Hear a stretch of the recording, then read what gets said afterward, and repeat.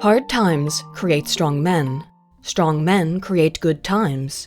Good times create weak men. And weak men create hard times. This now well-worn aphorism is often attributed to the post-apocalyptic novel Those Who Remain by Michael G. Hoff in 2016. But the sentiment is truly ancient. The Greek historian Herodotus attributed a somewhat similar idiom, perhaps the root of it, to the Persian Emperor Cyrus the Great in the 5th century BC, who claimed, "Soft land breeds soft men. Wondrous fruits of the earth and valiant warriors do not grow from the same soil." But is that saying of good times, hard times, and men really just a saying? Or is it demonstrable, empirical fact? In this presentation, we will explore not only the scientific evidence that hard times create strong men and that good times create weak men, but also what happens when mass immigration of people from poorer countries move to more prosperous ones, transferring from hard times to good times, and the long-term effects of the societies that immigrants move to in terms of the amount of men and the types of men that immigration produces, by looking at one of the most well-documented, but perhaps scientifically and politically underappreciated measurements of the health of the human species: sex ratios at birth. The numbers of males versus females born within a population. You may already be aware that more human males are born comparative to human females, but sex ratio at birth is a silent, ambient measurement of the relative health of a given society for, as it turns out, yes, hard times create strong men by resulting in fewer but fitter males, and good times create weak men by resulting in an excess of less fit males and an overproduction of females across every civilization throughout human history. The human sexes are not equal, not socially and not biologically. Revolutionary statement, I know. While women often outnumber men in national total adult populations, more males are born than females, to a small but consistent degree across time and place. The average sex ratio at birth globally is about 1.05 to 1, meaning that for every 100 girls born, 105 boys are born. Both the male skew in human sex ratio and its relative stability over time has been studied for hundreds of years, and was first formally identified by the founder of demography, John Graunt, in 1662. But why are more boys born than girls? Biologists have long speculated as to the answer to this question, but one possible explanation is that more males are born as a form of compensation for higher male mortality, both in utero and in general. A meta-analysis from Mondal et al. 2014 found that males are approximately 10% more likely to be stillborn than are females, hence a need to produce more male embryos so that more are able to survive until birth. A review of literature from Inkster, Fernandez, Boyano, and Robinson 2012 relatedly reported an increased likelihood of preterm birth, stillbirth, and SIDS in males, again evidencing the necessity that more males be produced in the womb and still more males be born, so as to reach relative parity between the sexes for those that survive past infancy. Outside of increased infant and perinatal mortality, men just tend to die more, and they always have. Be it in war, laboring, or via increased propensity for recklessness and risk-taking behaviors, particularly in adolescence. Because both before and after birth, more males die than do females, it would logically follow that more males are needed for the population to compensate for their increased mortality rates. So why then would a human population stop overproducing male offspring, despite our biological need to overproduce them to reach relative parity between the sexes in adulthood? Obviously, if there are too many men or too many women, someone is going to be unhappy with that setup. The answer may lie in the Trivers-Willard hypothesis. But before I can explain this hypothesis, we need to cover some of the basics of sex ratios at birth and how they vary across time and places in order for the theory to fully make sense. Although if you're only interested in the real-world outcomes, borne out, pun intended, of this hypothesis, I have provided timestamps. although I would implore you to stick around for the explanations. But before I get into the explanation of Trivers-Willard and what it means for human populations, we first need to cover a few little bits of important information and take a brief moment to hear a word from our sponsor, Manta Sleep. As we'll cover in great detail in this video, balance in life matters, and part of that balance in your personal life means getting a good night's sleep. Additionally, taking a short 10 to 20 minute nap during the day can enhance your cognitive functioning, memory, and learning capacity, which is where Manta Sleep's 100% blackout sleep masks come in, allowing you to rest and recharge with ease just about anywhere. Manta Sleep's masks are completely adjustable for any head size or shape, put zero pressure on your eyelids, and are made of soft and breathable but tough stuff. Manta Sleep Steam can be warmed up for cozy comfort, while Manta Sleep Cool can be chilled for refreshing relaxation, and Manta Sleep Sound includes built-in Bluetooth speakers, so you can listen to long videos about statistics like this one to lull you softly to sleep, which is perfect for me so I can catch some Z's and catch up on my favorite content, which is other creators' long videos about scientific subjects or people yelling about politics. And Manta Sleep Sound's 20-hour battery life means I can do that night after night without keeping the whole house up. Whether you're looking for a sounder night's sleep or a comfortable and convenient way to get some winks in during the day, Manta Sleep is a simple way to supercharge your slumber. If you're ready for a better night's sleep and to join the pro-nap movement, which I know I am as there's nothing I dislike more than something violating my nap, then click the link below in the description or use the QR code on screen right now and use code AYDIN at checkout, that's AYDIN, to get 10% off the purchase of Manta Sleep products of your choice. Thank you so much to Manta Sleep for sponsoring this video. So now that we're good and comfortable and well rested, let's talk about a rather uncomfortable subject, the Trivers-Willard hypothesis, or how good times create weak men.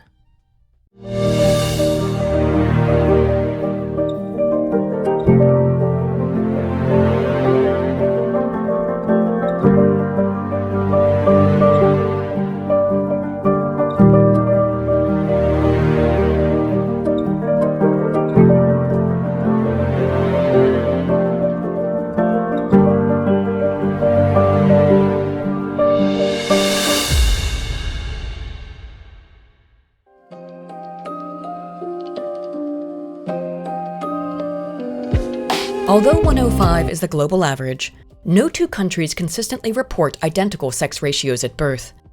If we look at the SRB of children born in different countries, we can quickly see that there are differences, just as there are for the sexes in natal and perinatal mortality. In the major Anglosphere nations, the US, the UK, Canada, and Australia, which I will be focusing on in this video because, well, I speak English, and I've lived for a long time in two of them, both as a citizen and as an immigrant, the SRB is about the same as the global average, ranging from a low end of 1.0472 in the US to a high end of 105.59 in Australia as of 2023. Some nations, however, produce far more males, while others produce far fewer, and this has changed across history.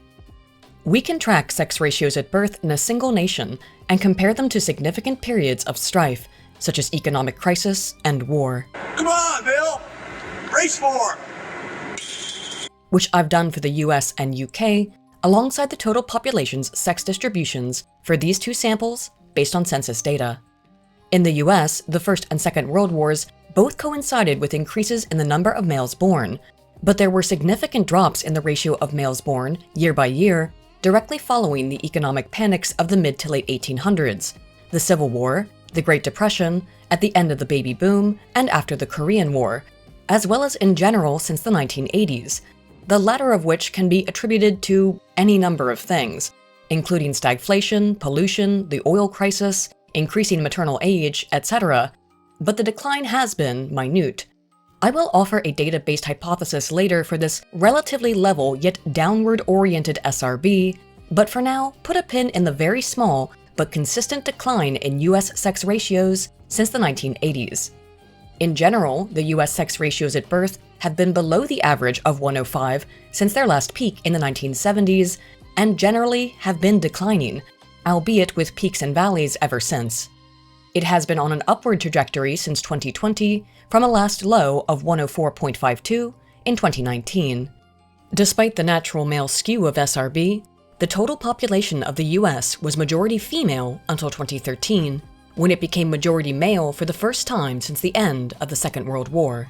In England and Wales, there was a significant drop in the ratio of males born year by year for a consistent period between 1841 and the 1880s, starting from highs of 104.6 during the Victorian Golden Age and falling during the late Victorian Depression.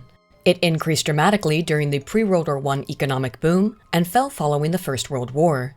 It rose significantly during and directly following the Second World War, declined in the 1960s, and then rose again, remaining consistently above 105 between the late 1960s through the late 1980s. Unlike the US, the UK's sex ratios have generally remained above 105 since the baby boom, except for a massive dip in 1986, closely aligning with the 1987 economic crash.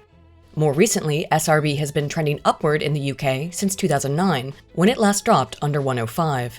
The total male portion of the United Kingdom has not once reached parity with females over the entire data collection period, between 1841 and 2025.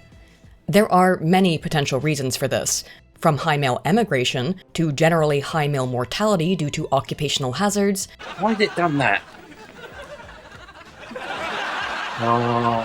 And as war casualties, hence the consistent need to overproduce males with an average SRB at or above 105. While still not at parity, as of 2025, the UK is approaching a near equal adult sex distribution, due in large part to foreign immigration. We can also track changes in SRB in relation to specific, short-term events such as natural disasters, human tragedies, and epidemics, as seen in a meta-analysis of 25 articles from Fontanesi et al. 2023, who found a decrease in the number of American males born comparative to females across the state of Utah in the wake of the Spanish flu epidemic of 1918 through 1920, in the Turkish SRB after the Gölkük earthquake of 1999, in the Iranian SRB 11 months after the Bam earthquake of 2003, the Chilean SRB following the Tarapacá earthquake of 2005, the Indian SRB following the Gujarat earthquake of 2001, the Greek SRB 13 months after a series of seismic activities in the islands of Zakynthos in 2006, the Italian SRB 9 months after the L'Aquila earthquake of 2009, the Icelandic SRB following the Eyjafjallajökull eruption of 2010, and the Japanese SRB in the aftermaths of the Great East Japan earthquake of 2011 and the Kobe earthquake of 1995. It's not just natural disasters, but again, also epidemics that affect SRB, although the relationship is less direct in some cases. While the Japanese SRB decreased in December of 2020, 7 months after lockdown to 102.9, as did the South African SRB in June of 2020, only a few months into lockdown, the Iranian SRB increased between 10 and 13 months after the start of the pandemic, compared to the SRB 36 months before the pandemic. Further, the SRB of England and Wales dropped non-significantly in June of 2020, but rose significantly above the norm by December of 2020, indicating that while early lockdowns may have represented a time of fear and uncertainty, staying at home for prolonged periods of time as the pandemic waged on perhaps represented instead very comfortable conditions. And in the case of Japan, the authors speculate that the increase may have been a direct result of the nation winning the Rugby World Cup, resulting in fewer males at first, but an excess of males later on. SRB does not always result in fewer males following a tragedy, as after Hurricane Katrina hit the US East Coast in 2005, the SRB rose. It also rose following Tropical Cyclone Yasi for Australian women who were in the early stages of pregnancy during the disaster. These increases may be due to the ability for a prosperous nation to provide aid to those who suffered from these natural disasters, likely not improving their conditions above the baseline in most cases, but instead representing social stability. George Bush doesn't care about black people. A woman's body need not discard excess males, even if conditions directly around her are dire in the moment, when the national conditions are stable and able to support her. Maltese pediatrician, Star Trek enthusiast, and the man whose strange research introduced me to this topic, Victor Grech, studied the effect on all sorts of events on a population's SRB. He found that, for example, The SRB of New York City declined 5 months after 9/11 by about 5% and remained lower than the average for up to 10 months after the attacks.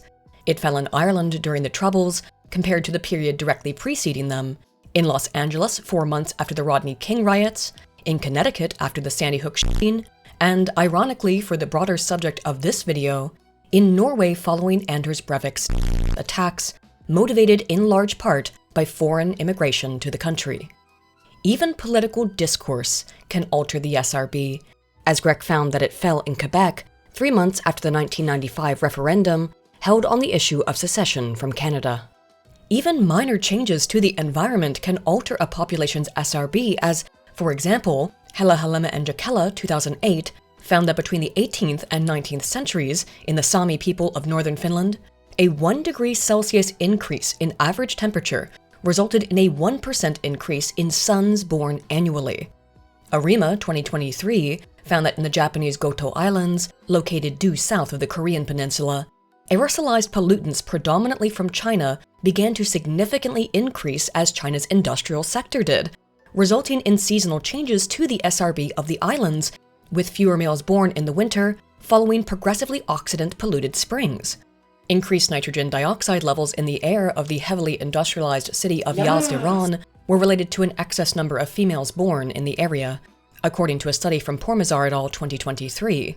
Radiation has been found to decrease the number of males born, while also decreasing the total number of births, as found by Grech 2015, in regions of Canada, the USA, Mexico, Central and Southern Europe, and South America that were nearby atomic bomb testing sites, as the number of tests per year increased, or were close to the Chernobyl reactor. Scherbengrech 2020 found that the 1996 refurbishment of and 2011 upgrades to a nuclear reactor near the city of Mainz, Germany, was related to decreases in all births, but particularly in female births. Both sexes have prenatal susceptibilities to radiation exposure, females to excess mutational load from the double X chromosome, and males to developmental stressors from the single one. While one might expect that the availability of hormonal birth control might be a factor that contributes to a nation's SRB directly, that doesn't appear to be the case. Vartiainen, Kartovara, and Tuomisto, 1999, tracked the SRB in Finland for over 250 years, using baptismal records, and detected a long-term increase in Finnish SRB over time between 1750 and the Second World War, at which point it started to decline for the first time in centuries, preceding the widespread use of hormonal contraception. By the year 2000, SRBs in Finland were about the same as they were in the 1800s, despite very high SRBs in young mothers in the 1960s and 70s, advances in medicine, climbing GDP, and increasing immigration.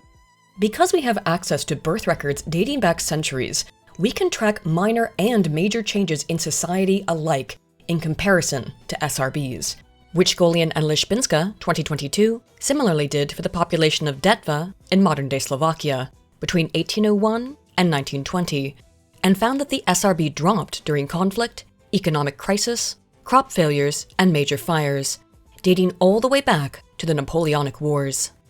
Taking a bird's-eye view, if we look at these two graphs that I've put together of the economic crises and wars in the US and UK, we can see that when conditions are comparatively poor, either short or long-term, fewer men are born, and when conditions are better, long-term or relatively, sex ratios return to around 105.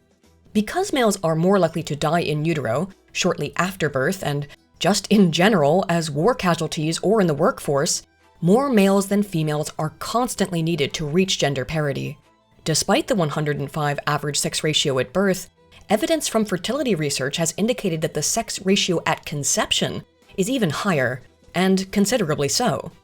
Taran et al. 2014, for example, compared the ratios of embryos created through two artificial processes, in vitro fertilization, IVF, and intracytoplasmic sperm injection, ICSI, to determine, essentially, what the sex ratio of human embryos are in ideal laboratory conditions. For intracytoplasmic sperm injection, in which the sperm cell is directly injected into the ova using a pipette, sex ratios at fertilization or implantation of an embryo were 1.07, above the stable average. However, for in vitro fertilization, in which many sperm cells are introduced to an ova, allowing for a more naturalistic survival of the fittest approach to fertilization, the sex ratio of blastocysts was between 1.29 and 1.5 male to female. In ideal laboratory conditions then, if every embryo created developed to term, that would mean that for every 2 girls born, 3 boys would be born at the upper limits of this ratio. This would all seem to indicate that humans have a fairly significant skew towards producing male embryos over female embryos, and that any sperm cell selected at random is more likely to result in the creation of a male than a female. The same laboratory experiments that produce these results, however, particularly IVF, may be affected by precocious X chromosome inactivation, which occurs as a result of such environments being overly oxygenated. As females have 2 X chromosomes, the genes associated with it are doubled, which can result in toxic gene expression if one of the chromosomes is prematurely turned off, a process called X chromosome inactivation that normally occurs in the blastocyst stage of development, about 5 to 7 days after fertilization. Laboratory experiments, high levels of oxygen can cause precocious inactivation of the X chromosome, which is initially active following fertilization, resulting typically in death. Oh, I'm coming. I'm done here. I fulfilled my purpose. I ain't need to see no more shit down here. Given that this particular issue only affects females, those extreme sex ratios found in embryos produced via IVF are likely due in part to the loss of female embryos from precocious X chromosome inactivation. Biology, women most affected, but hence why we do not see real sex ratios at birth that skew so heavily male. But we do consistently find extreme male skewing. Because there are numerous other natural difficulties faced by males during early development that do not affect females, however, more male fetuses are lost. But even so, more males are born than are females. In truth, women not most affected, but rather, just staying alive is more difficult for men from the moment of conception than it is for women. My life sucks.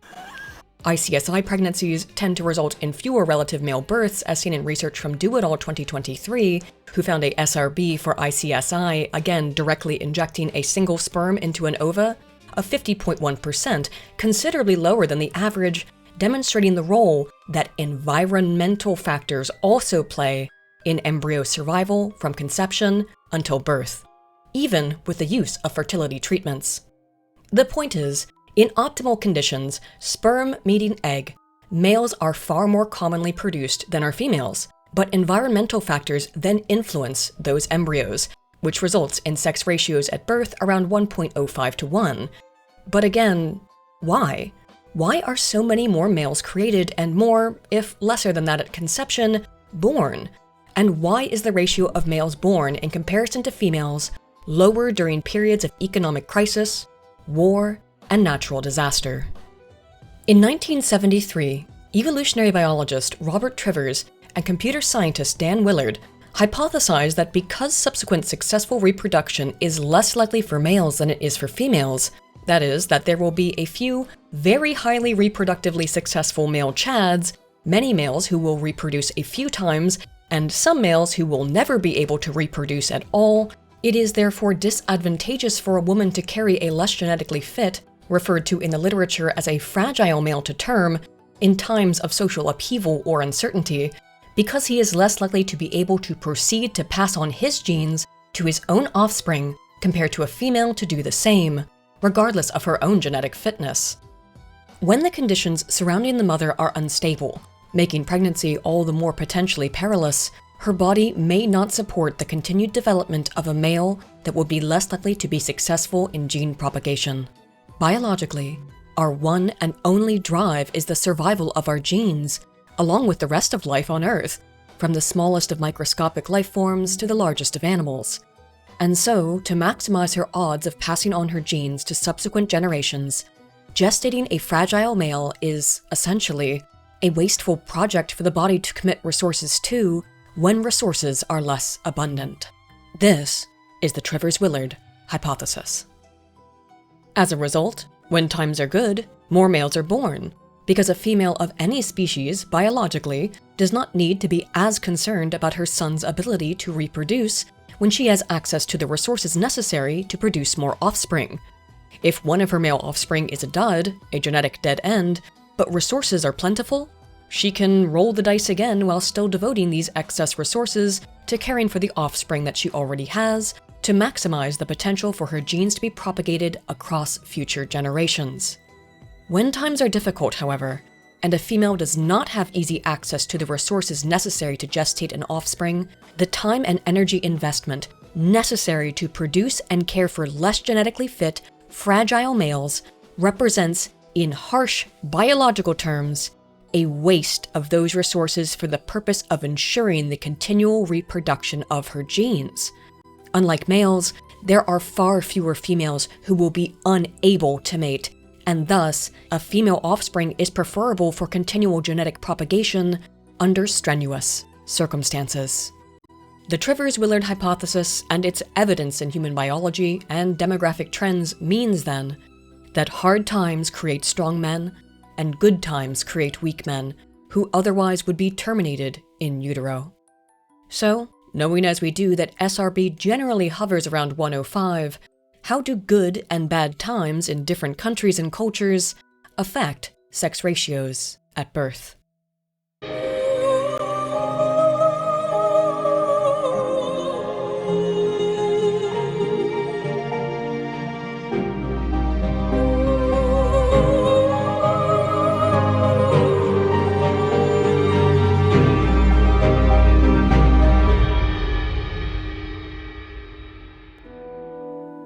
Not all national sex ratios are the same, nor are all national cultures, despite coalescing around the mean of 1.05, and a major confound factor that skews SRB outside of the relative stability of a time and a place that increases the ratio of males born is the issue of human intervention in sex selection before or after birth. The cultural practice of female feticide and infanticide in nations such as China and India, not being explicitly prescribed against in Confucianism nor Hinduism as it is in Christianity, represent an immediate evident form of interference in these ratios. Despite the cessation of the one-child policy in China that forced sex selection for parents, the SRB in China remains 110.6 as of 2023, while it's 107.3 in India, a country that also practices sex selection.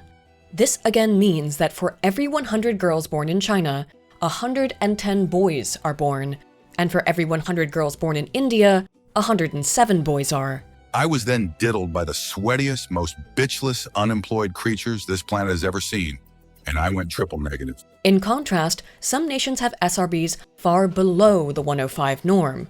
Numerous African nations have a SRB under 102, for example, such as Kenya, the Congo, and Angola, with others such as Zambia and Namibia possessing SRBs under 101.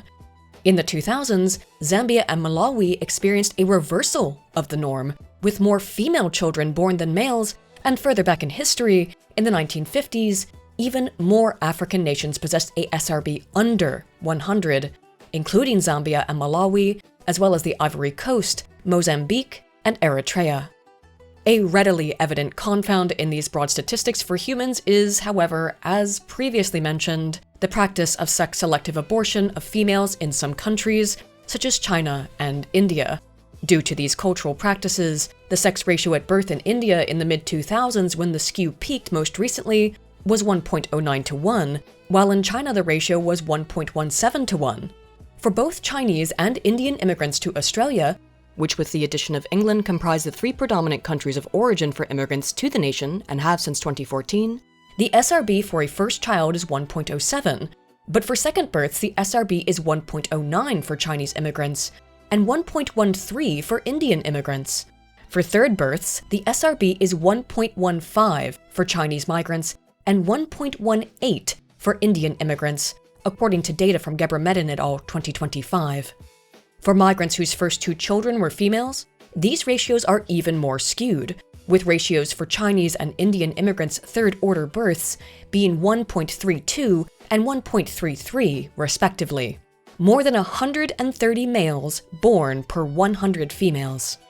For non-migrant Australians, who comprise a dwindling portion of the population, as 1 in 2 people in the nation today were either born overseas or has a parent who was born overseas, the SRB is about the average, between 1.05 and 1.06, with firstborns slightly more likely to be male at 1.07.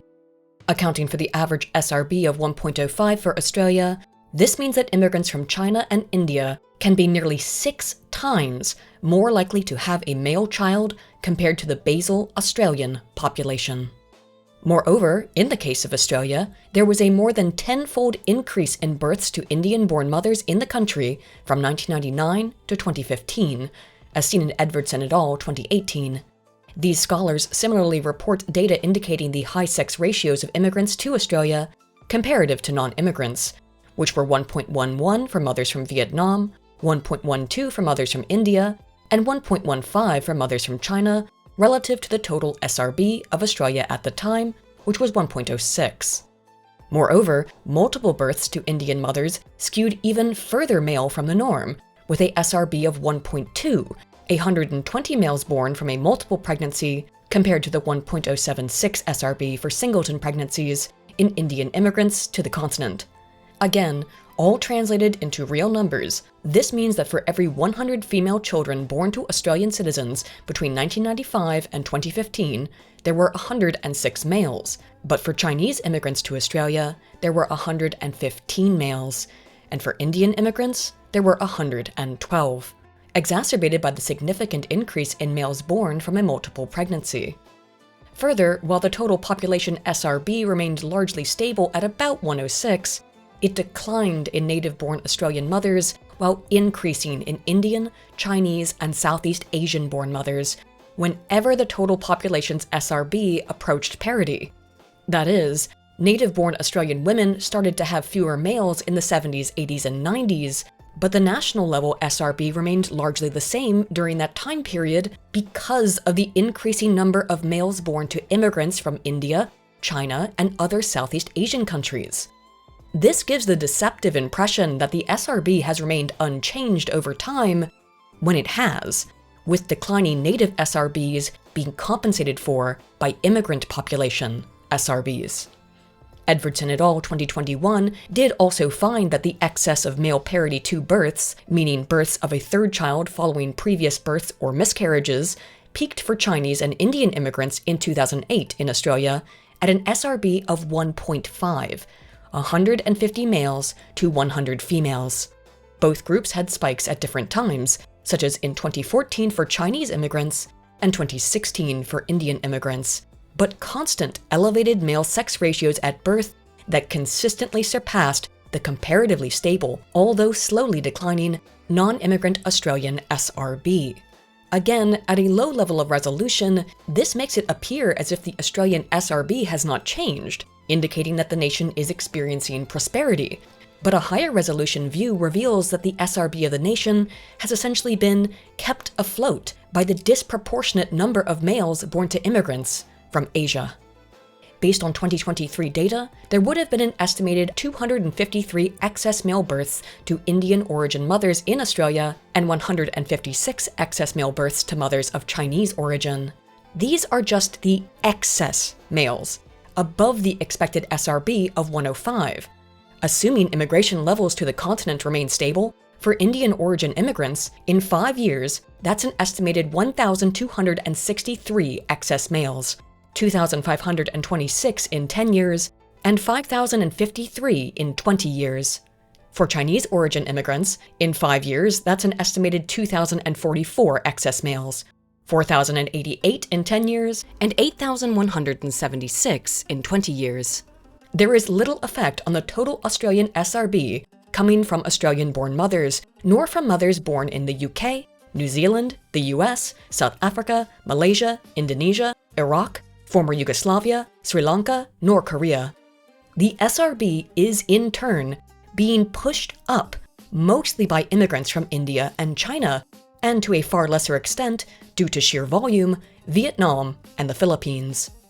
Immigrants from Africa, in turn, represent a drag on the national SRB, particularly for parity to births, meaning their likelihood of having a son after having 2 daughters does not vastly increase as it does in Indian and Chinese migrants, and that is due in large part to the cultural practice of sex selection. A meta-analysis of sex-selected abortion from Caird et al. 2015 suggests that immigrants from nations where female feticide is more common likely continue the practice in the nations to which they immigrate, which further exacerbates any figures for SRBs, particularly of Indian and Chinese immigrants, which, while difficult to prove as a specific choice to abort females, because admitting to doing so is illegal in Australia and many other nations, likely does further contribute to the abnormally high ratios of males produced by these populations, both at home and in their host nations. I don't need to tell you the maths. You can identify clearly on this SRB chart the years in which immigration increased from China and India to Australia. But for those just listening, when immigration went up, SRB went up. To illustrate this effect, in 1999 the Australian national SRB was 1.051. In 2019, it peaked at 1.061. That's the country moving from sex ratios at birth very close to those of 1999 Argentina, closer to those of 1999 Ireland, or 2001 Austria, in just 20 years.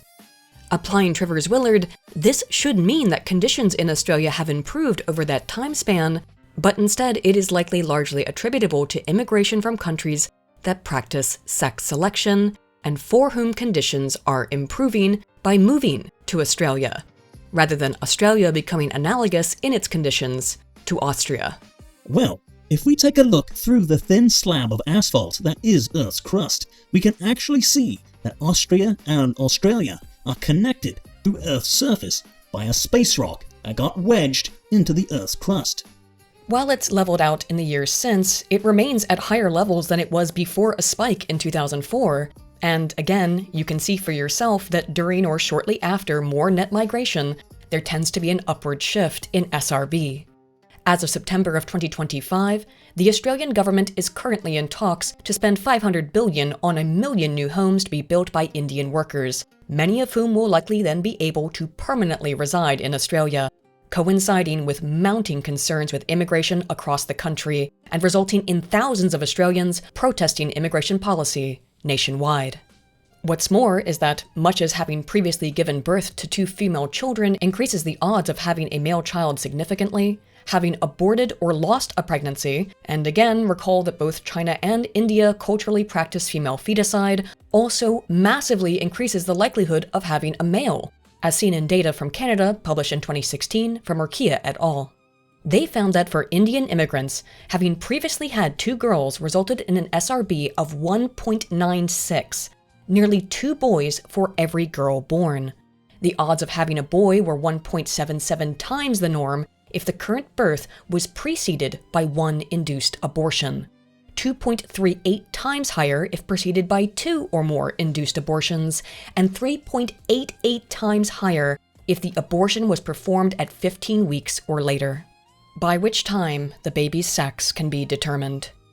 To reiterate, that means that if an Indian woman in Canada has aborted 2 likely female babies and given birth to 2 daughters, she is nearly 4 times more likely to have a son than a daughter for her 3rd completed pregnancy. Thus, a migrant from nations that practice sex-selective abortions may be even more prone to having a male child than immigrants from other nations where cultural female feticide is less commonly practiced, to the point where subsequent male offspring becomes almost guaranteed. This practice means the normative biological tendency of essentially culling genetically less fit males in utero is likely not occurring to a normal degree and is, in fact, seemingly exacerbated by previous abortions. In Canada, the total percentage of children under 15 born to a foreign parent, as of 2021 reporting, is 31.5%. Indian origin immigrants comprise 5.1% of the total Canadian population, and Chinese origin immigrants comprise 4.7%.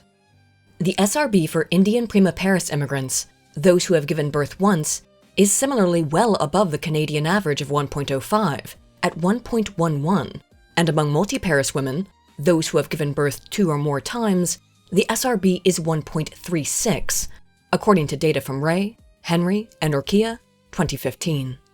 Given the similarity of these numbers in SRBs for Indian immigrants in both Canada and Australia, the effects of previous abortion is likely also analogous. As such, in both Australia and Canada, the likelihood that a woman from China or India will give birth to a male is already markedly higher than the likelihood in the non-immigrant population, and this likelihood increases nearly fourfold if following previous abortions and female births, and presumably continues to increase if the cultural practice of female feticide also continues in the new host nation, which it appears to despite its illegality.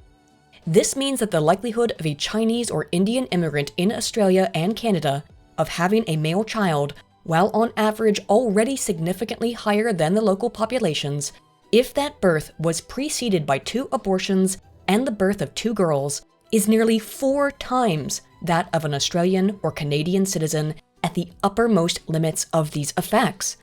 Presumably, many of these males would have died in utero due to typical maintenance of a SRB in the human species of about 105, meaning that not only are immigrants in these 2 Western nations from countries that practice female feticide both at home and who likely continue to do so somewhat as a cultural norm in their new host nations, much more likely to have male children, they are more likely to be male children who otherwise would be biologically deemed as unfit to warrant the completion of the pregnancy, now less of a necessary consideration for survival as conditions have improved. Males who otherwise would not make it to birth because of their diminished chances of subsequent reproductive success due to genetic fitness factors are thereby guaranteed in excess numbers in these immigrant populations.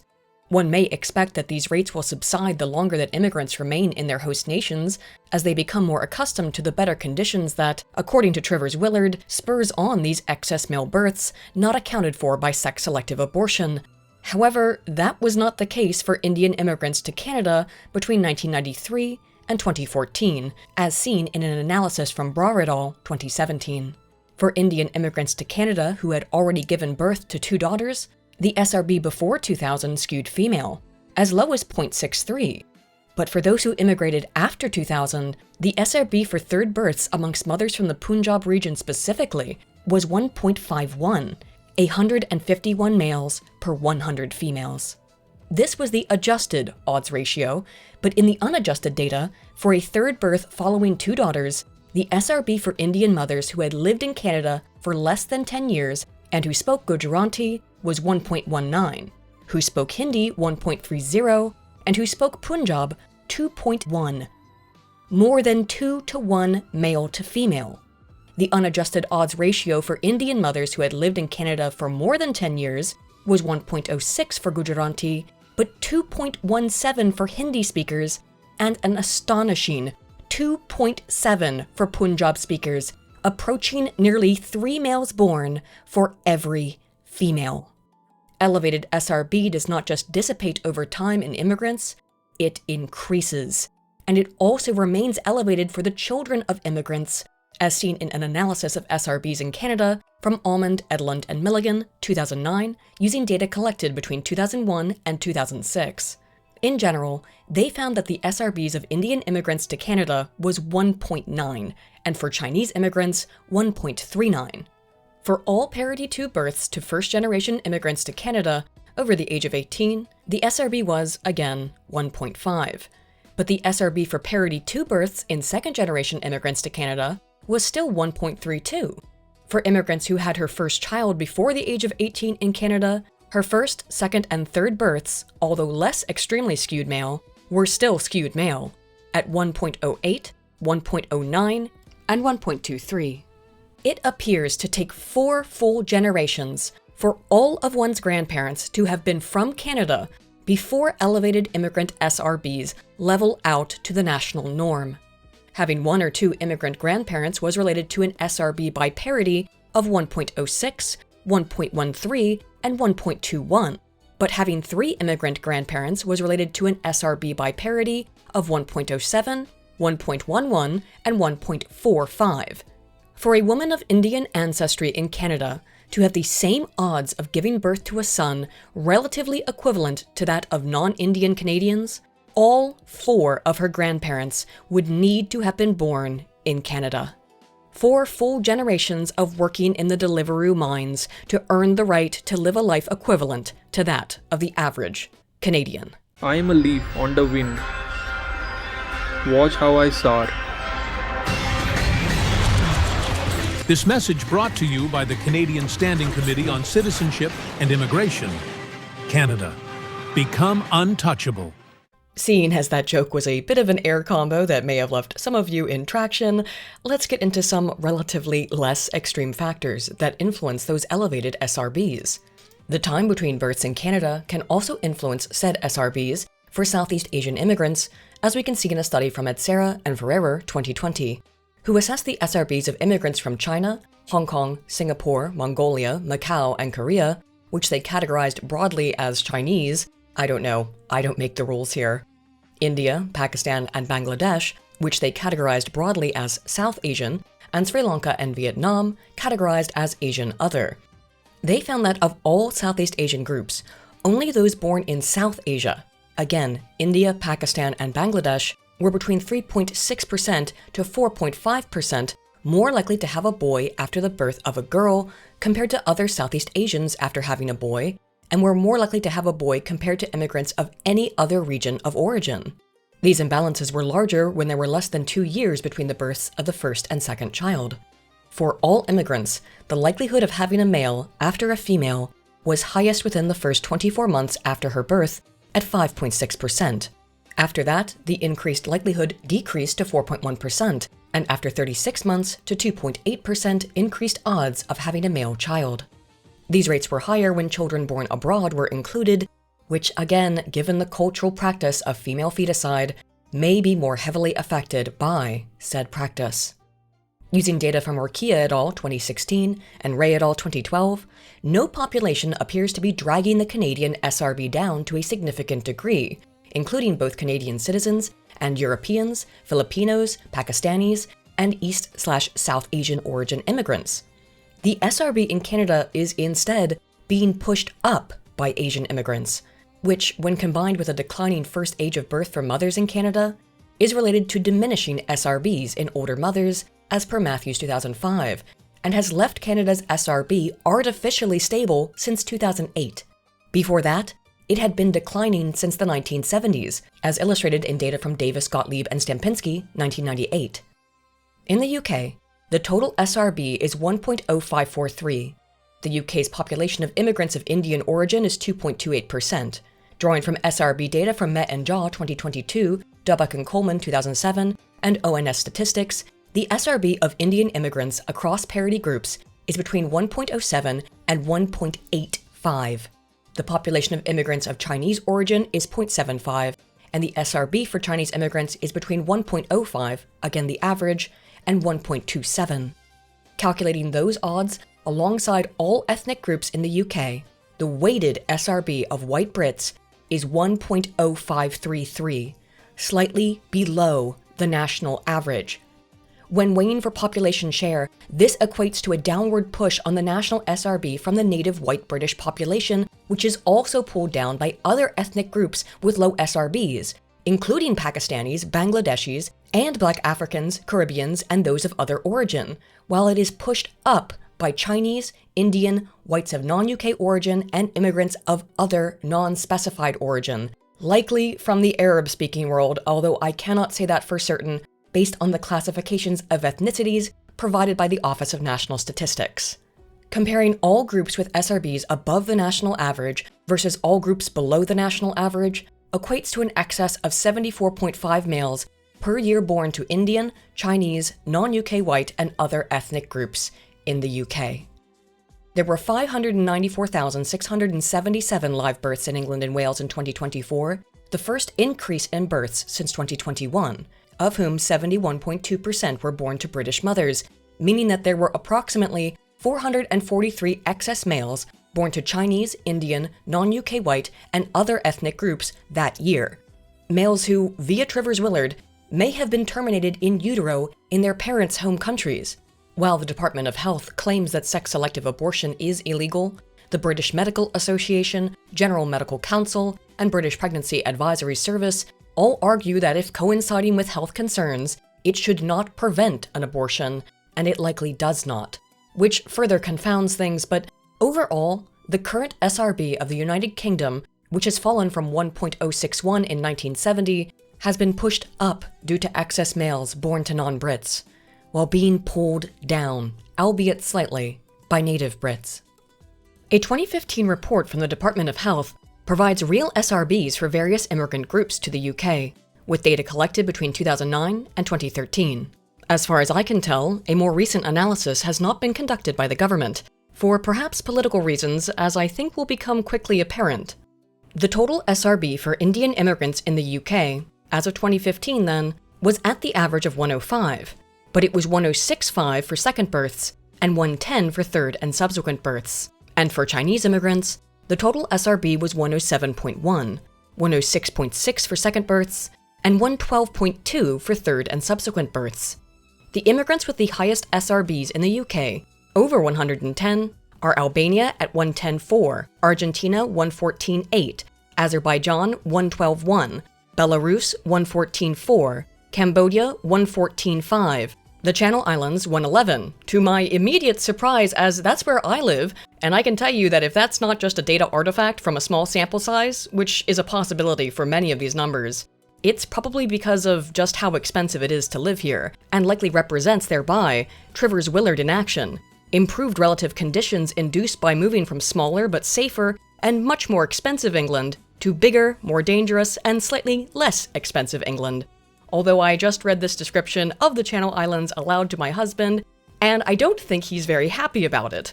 You got something to say to me, you little Continuing on alphabetically, Croatia, 115, South Korea, 117.1, Kosovo, 114.6, Luxembourg, 110.5 and 100% sociological, my dude, Mexico, 110.1, Moldova, 115.3, Mongolia, 114.2, Peru, 113.5, the Philippines, 110.1, Serbia, 110.9, St. Vincent, 114.3, Syria, 113.9, Tunisia, 111.8, Turkmenistan, 110, and the Union of Soviet Socialist States, 112, which I think is a typo and probably just refers to former USSR countries not otherwise specified, but that's just a guess. Uzbekistan, 115.2, Vietnam, 111, and Zambia, 112.6. Immigrant populations in the UK with SRBs over 120, again 120 boys born per 100 girls, are from Bermuda at 123.7, Cuba 129.9, Guadeloupe 126.1, Kyrgyzstan 120.5, Madagascar 122.9, Montserrat 123, Oman 129.2, Palestine 121.6, St. Helena and Dependencies 122.7, the Bahamas 123.7, and Uruguay at 122.4. The three most extreme outliers were the Canary Islands at 132.6, Benin at 149, and Swaziland at 142.7. Again, I expect there aren't a lot of these people, hence the extremity of the skewing, but voodoo is the official religion of Benin, and part of its practice involves ritual infanticide, so that's probably also playing a role here. As for Swaziland, now Eswatini, well, SRBs don't get that high without human intervention, and Eswatinis are predominantly Christian. But this is where looking at parity clarifies what's happening, because the extremity of male skew only appears for first and second parity births, meaning that they are likely practicing sex selection to have males as firstborns. The same sort of extreme SRBs are also only present in first and second order births for Canary Islanders, likely also indicating a cultural preference for the firstborn child to be a son. To illustrate this, let's look at an individual city in the UK with a lot of immigrants. Not Birmingham, Leicester, Luton, or Slough, which are all also minority white British, but England's capital specifically, London, which is 37% white British and 20.8% Asian ethnicity, including Indians, Bangladeshis, Pakistanis, Chinese, and others. 41% of the city's total population are immigrants to the UK, and of them, more than half of the immigrants in London and in all of its boroughs are from non-EU countries, as per the 2021 census. The total SRB of London in 2024 was 1.0614, higher than the national average. Nearly half of all births in the city that year, 46.75%, were to immigrants from non-EU nations, and 13% were to immigrants from EU nations. The SRB for non-EU immigrants to London was 1.067, 1.089 for EU immigrants, and 1.046 for citizens, not only below the national average, but on the lower side of the normal spectrum of human SRB. The City of London, the square mile specifically, has the highest SRB in the country at 150, 150 boys born for every 100 girls, and is 42.5% white British, 16.7% Asian, and 33.1% of its residents identify with a non-UK nationality. The City Mile is one of the most expensive places to live in the country, and as such, via Trivers-Willard, we should expect this highly affluent area to have higher SRBs. Plus, there were only 18 girls and 27 boys who were born to residents of the area during this data collection period, which, due to being such low figures, makes skewing far easier to occur, but an SRB of 150 indicates something strange is going on in the City of London. We can also examine the individual towns in England and Wales with the lowest SRBs, of which 55 have SRBs not just under the average, but under 100, meaning more girls are born than boys in these towns, against the natural male skew of birth-sex ratio and indicating via Trivers-Willard hard times. 3 of them reported SRBs under 90: Lewis, Denbighshire, and Bolsover. With an SRB of 88.8, Bolsover is the third lowest. It is 93% British, and only 4% of the population identifies as being of some non-UK nationality. The SRB of Denbighshire, Wales is 88.4. 4.7% of the population are immigrants, and 96.5% identify as white.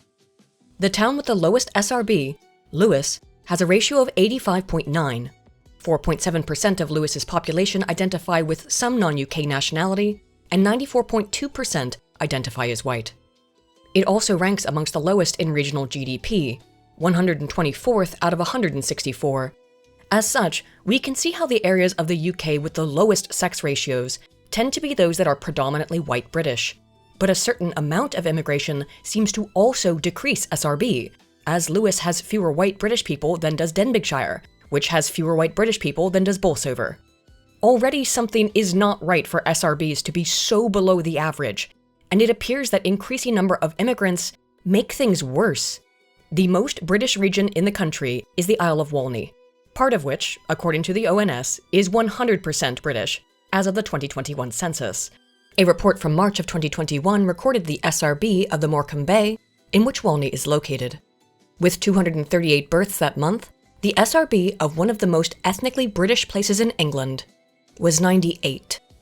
The average age of the population of Walney is a bit older than the national average, but the portion of the population aged 25 to 35 increased by 17.2% between 2011 and 2021, and yet the only data I've been able to locate on SRB in this specific region, a sample from the same year as the census, indicates that something not attributable to vastly more advanced age, nor to immigration, is very wrong in one of the most British places in England. Or so it would seem, according to the Trivers-Willard hypothesis. An SRB of 98 is lower than that of Afghanistan or the Congo in 1950. To be fair, the SRB for the entire region in which the island is located, Westmoreland and Furness, as of 2024, was 110, well above the national average.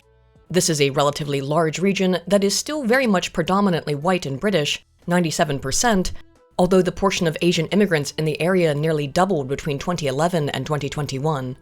While there are several included areas that are 100% white British in addition to the Isle of Walney, some are as low as 71%, as they are in Ulverston.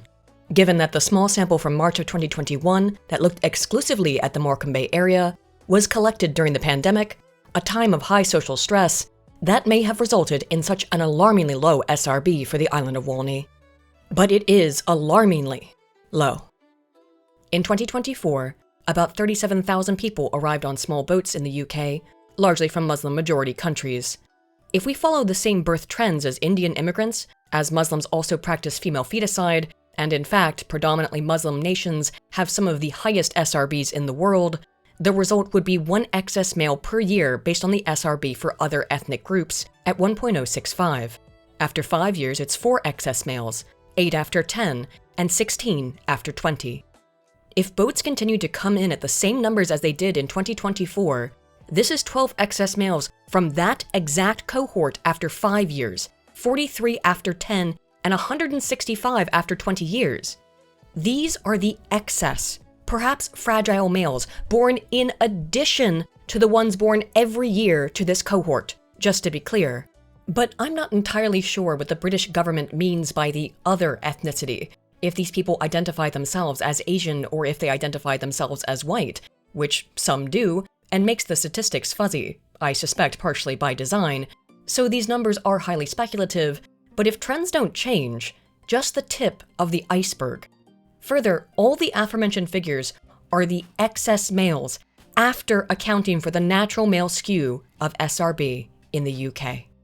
What I am pointing out here are the predicted excess males, based on available data, who may not have been born in their parents' home nations, the nations that they are fleeing, because of a biological calculation of their predicted inability to successfully pass on their genes. The kind of males who may be, and I will illustrate the statistical reality of this later, more likely to resort to violence to attempt reproduction, and may be more prone overall to criminality.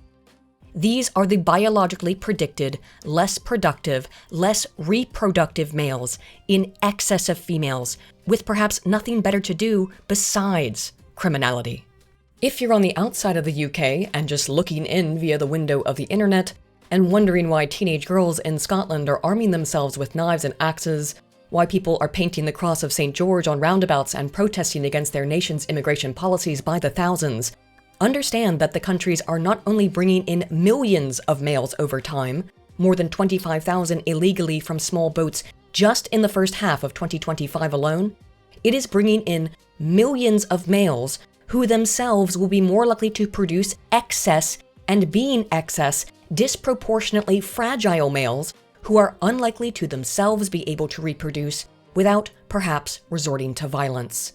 The better conditions into which they were born in the UK have statistically made many of these men biologically fragile. As I previously alluded, one statistic that has been incredibly difficult to isolate across all of the studies that I've looked at is the SRB of immigrants from the Middle East and Muslim world, due to how these people tend to be categorized. Sometimes they are categorized under the broad label of Asian, while other times they are categorized under the broad label of African. Because Asian immigrants tend to have such high SRBs, and African immigrants tend to have such low SRBs, and yet Middle Easterners are their own distinct ethnic group, this also confounds things. Given the prevalence of immigration from Middle Eastern and Muslim-majority countries, particularly to Europe, these numbers are important, however, to be able to delineate. A study of SRBs by fathers' geographic origin in Jerusalem between 1964 and 1976, which obviously would include large numbers of people from that region, as reported by Groger et al. 2017, illustrates that relative to births of fathers of Jewish ancestry with an SRB of 105.14, more males were born to fathers of Muslim ancestry with an SRB of 105.45. SRBs were lower for West Asians whose paternal grandfathers were born abroad, 105.07, or in Israel, 105.08. Lower SRBs were also the case for West Asians whose paternal grandfathers were born in Lebanon, Turkey, Yemen, Iraq, Afghanistan, Syria, and Cyprus, but not for those whose paternal grandfathers were from India or Iran. In general, SRBs have declined in Israel since 1950, as they have in Kuwait and Egypt, as per data from GREC 2014, likely as a product of ongoing conflict in the region, although all three remain above 105, despite that conflict.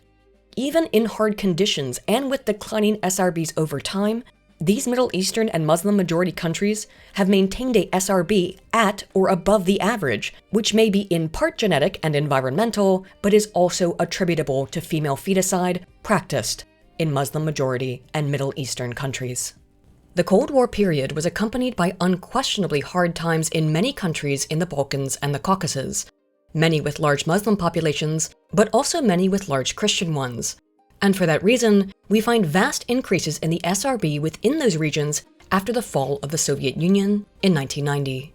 For example, Tafaro and Gilmodo, 2020, found that in 2017, the SRB for Montenegro was 107.4, Georgia 107.9, Armenia 1098, Albania 1106, Kosovo 1112, and Azerbaijan 113.5, meaning that in the 90s through the 2000s, the Azerbaijani SRB was almost as high as the SRB of South Korea in the late 80s and early 90s, when female feticide was practiced more commonly there and following the Korean War, only falling below the Indian SRB in the mid to late 2010s, all of which, again, strongly suggests sex-selective abortion or infanticide.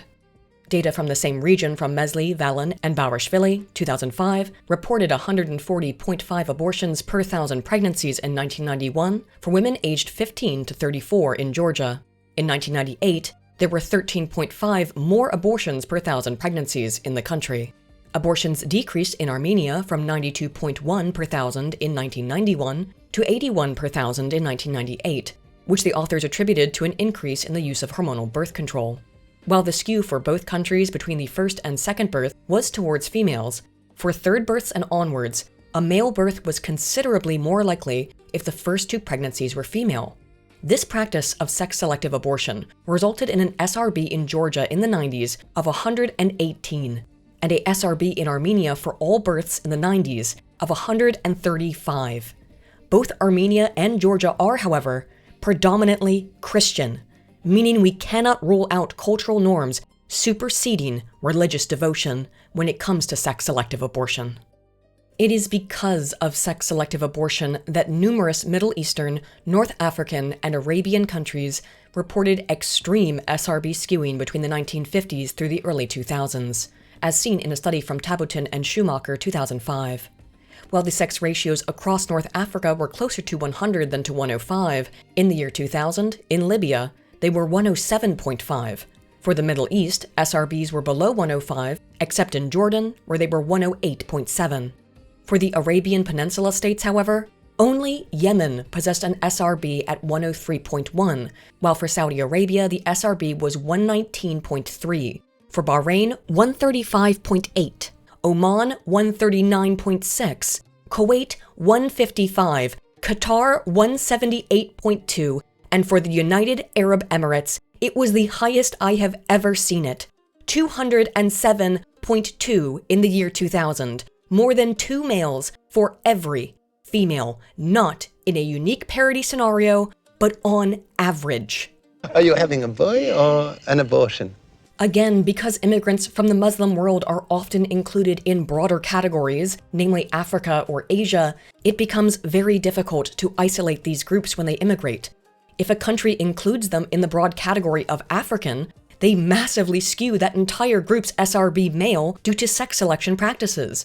But if they are included in the broad category of Asians, their similar cultural practice of female feticide or infanticide only further solidifies the skews in the Asian SRBs. We are not totally without data for immigrants from the Muslim world to Europe, however, as Musino, Miranda, and Ma, 2018, reported on SRBs of various immigrants by country of origin to Sweden. The Swedish SRB for first and second births was consistently 106, as it mostly was for immigrants from Iran and Iraq. The SRB for first and second order births for immigrants from Turkey was between 106 and 107, for Syria 108 to 109, and the rest of Africa between 107 and 109. While it was lower for immigrants from Afghanistan and Pakistan at between 102 and 106. The low SRB of Pakistani immigrants was also identified by Singh, Pripp, and Stray Peterson 2010 in Norway. I cannot say for certain why the Pakistani immigrant SRB is consistently skewed not just towards 100 as it was in Sweden, but often under 100. This makes Pakistan distinct amongst Muslim countries and distinct from its neighbor India. SRBs for Pakistani immigrants to Canada, however, according to a study from Wanigaratne et al., 2018, were above the national average, between 107 and 141, depending on birth order. A study of SRBs in immigrants to Italy from Ambrosetti et al., 2020, found that the SRB for Pakistanis was also above the national average between 1999 and 2008, but between 2009 and 2017, it fell to 103.8, below the Italian average.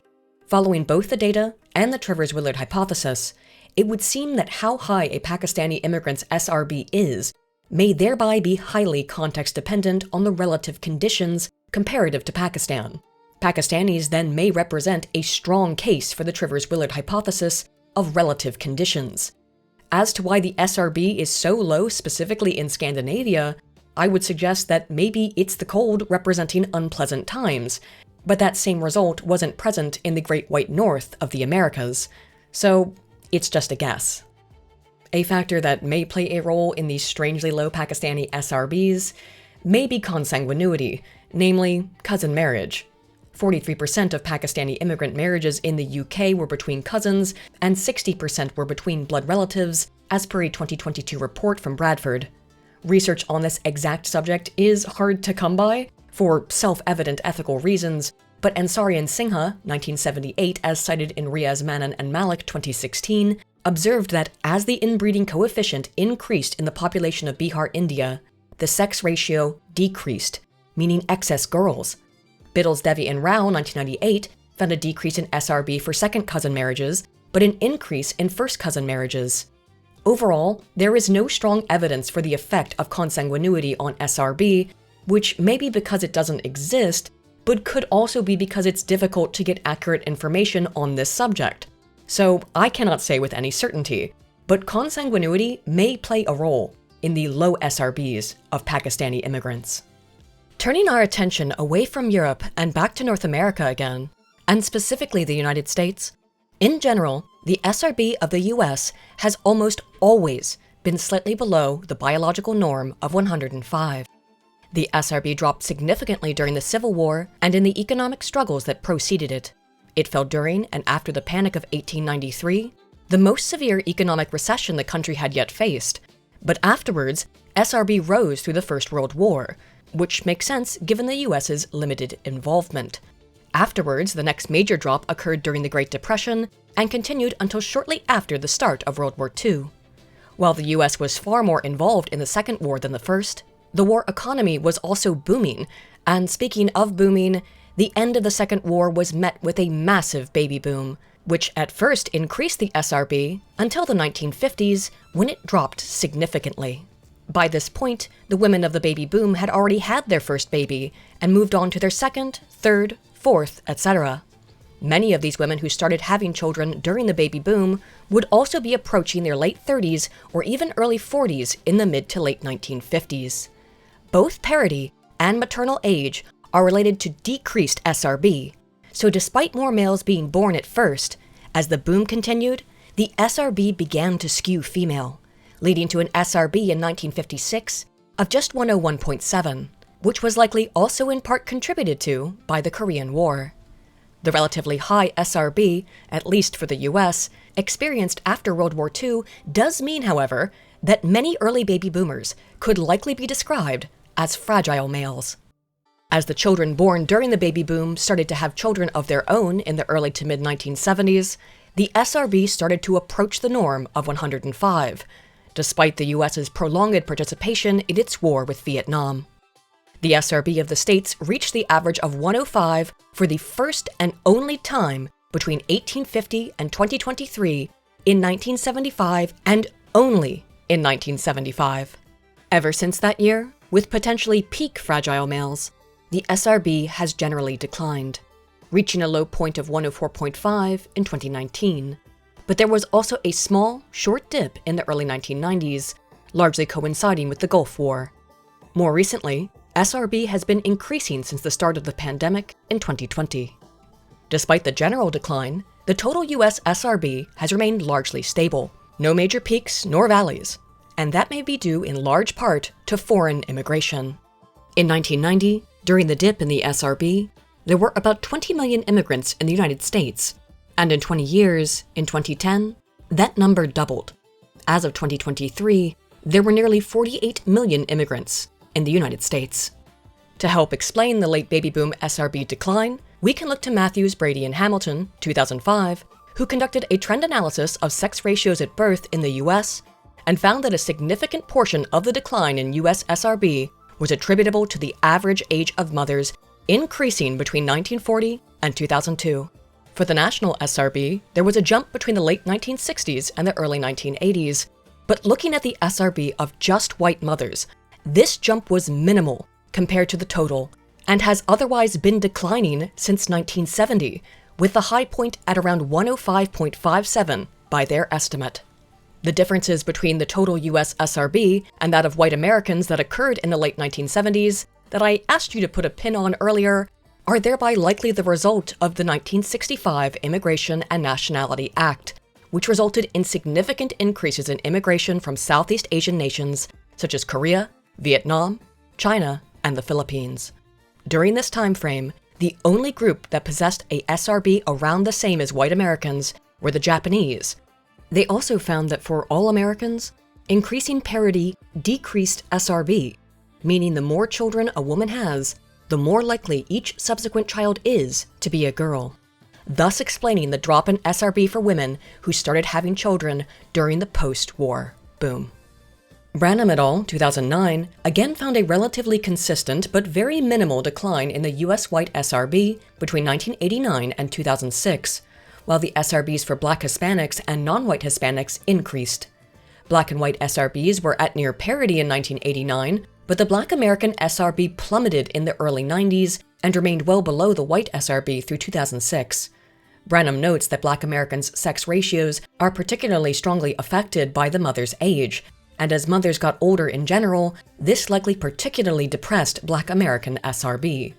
The 1990s also were notoriously a hard time for American Blacks, a time of civil unrest, exemplified in the 1992 LA riots, violent crime waves, poverty, and coinciding with the introduction of crack cocaine into the Black community by the CIA. But Black Dynamite, I sell drugs to the community. After which time the SRB began rising again, with several less extreme dips in the late 90s and early 2000s. The SRB of American immigrants between 2004 and 2013 was assessed by Howe, Zhang, and Poston 2017, during which time more than 10 million immigrants arrived in the US on top of the 10 million that had arrived the previous decade, and can give us some very direct numbers to examine. During this time frame, the SRB for white Americans was 105.3 and 105.7 for white immigrants to the US. For Black Americans, it was 103.2 and 104 for Black immigrants. For Mexican Americans, it was 104.3 and 104 for Mexican immigrants. For non-Indian and non-Chinese Asian Americans, 105.6 and 106.5 for Asian immigrants. For Chinese Americans specifically, it was 105.4 and a statistically anomalous 108.9 for Chinese immigrants. And finally, for Indian Americans, 104.3, but 106.7 for Indian immigrants.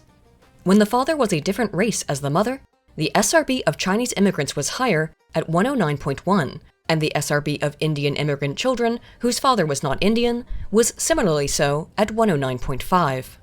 Lay and On, 2024, found a positive but non-significant correlation between a desire for status and Asian women's dating preferences for white men. But that may be non-significant in part because of how recent it is. In the 1980s, a third of interracial marriages in the US were between Asians and whites, and while still the most common type of intermarriage, in 2015, it dropped to 29% of newlyweds. This may mean that, particularly in the past, marriage to a white man represented an elevation of social status, if not also an elevation of wealth that represents better conditions for Indian and Chinese women, and resulted in a more skewed SRB on top of the cultural practice of sex selection. For parity to births, again meaning the third pregnancy, the skew of SRB represented by Chinese and Indian immigrants is particularly noticeable, with parity to Chinese immigrant births forwarding an SRB of 123.1, and parity to Indian immigrant births forwarding an SRB of 123. For all other groups, both citizens and immigrants to the US, SRB declined with subsequent births, producing more daughters than sons, but the opposite was the case for Chinese and Indian origin immigrants. As we go through these data, keep in mind that legal male immigration to the US has been declining over time relative to female immigration, that more women are immigrating legally to the US and the UK as well, compared to men, is an important statistic to consider as a contributing factor to the sex ratio skew of immigrant populations. Even when more women immigrate, adult immigrant sex ratios still weigh against the basal male-oriented SRBs of these groups. If the SRBs of immigrants are elevated well above the norm of about 105, then regardless of whether or not more women are allowed to immigrate than are men, the next generation born to those women with elevated SRBs will still skew disproportionately and excessively male. The part that's a bit more difficult to fully account for in the model fit is the effect on immigrant SRB that is uniquely attributable to female feticide. However, we can perhaps get a better idea by looking to a study from Egan et al. 2011, who examined the SRBs of immigrants from various Asian countries to the US comparative to those of white and Black American citizens between 1991 and 2002. White and Black Americans' SRBs both declined for second and subsequent births, from 105.7 for white firstborns and 104.1 for Black firstborns, to 104.7 for second and subsequent white births, and 102.7 for second and subsequent Black births. In opposition, for Chinese immigrant firstborns, the SRB is 107.1 and 108.5 for subsequent births. For Indian immigrant firstborns, it's 103.8 and 109 for subsequent births. And for Korean immigrant firstborns, it's 106.9 and 108.9 for subsequent births. All of these countries practice female feticide. However, one Asian country that generally does not, at least allegedly, is the Philippines, being predominantly Catholic, although, as I mentioned, that doesn't necessarily rule them out. In 2012, Dr. Richard East wrote a letter to the Canadian Medical Association Journal, requesting that Filipinos not be included in research as a population that practices female feticide, although they often are included, such as in Egan et al.'s research, which reported an SRB for Filipino immigrant firstborns at 1.06 and an SRB for subsequent births of an average of 1.073, and thus may represent something closer to the true SRB of Asian immigrants to Western nations than do those of Chinese or Indian origin immigrants, still well above the norm of 105. We can then calculate that one population, Filipinos, from around the same very broad part of the world as the other three, Koreans, Chinese, and Indians, that is contended to not generally practice cultural female feticide, there is an increased SRB of about 2 points above the norm. That would be Trivers-Willard. This increase is completely analogous to the Koreans' increased SRB, and they do practice sex-selective abortion, so I am dubious of Dr. East's claims. From this, if we were to believe Dr. East, we can surmise that the increased conditions for immigrants to the US from Asia seems to result in a rise in the SRB across the board and is only exacerbated by female feticide. I must caution that despite Dr. East's reservations about including Filipinos in Asian groups that practice female feticide, abortions are very much still performed in majority Christian nations that can skew SRB significantly, as they likely have to be in Armenia and Georgia.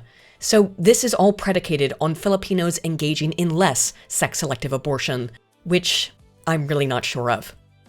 In 2023, Victor Grech, again the Trekkie who spurred on my interest in this area of research, reported some of the best data on American SRB as broken down by region. Overall, the SRB of white Americans, who were 75.9% of the births in his sample, was 104.9. The SRB of Black Americans, who comprised 16.2% of all births, was 103.2. And for American Indians and Alaskans, who comprised 1.1% of births, the SRB was 103.9, meaning these two groups experience a wastage of 4.13 and 2.55 males respectively per 1,000 births compared to white Americans. For Americans who did not specify their race, who comprised 6.5% of births, the SRB was 104.6, and there was a chronic wastage of 0.78 males per 1,000 births. Conversely, for Asian and Pacific Islanders, which includes the Chinese, Indians, and Koreans, who were 6.8% of this sample, the SRB was 106.5, meaning a chronic wastage of 3.78 females per 1,000 births compared to whites. Asian and Pacific Islanders were the only groups for which SRB increased in additional pregnancies.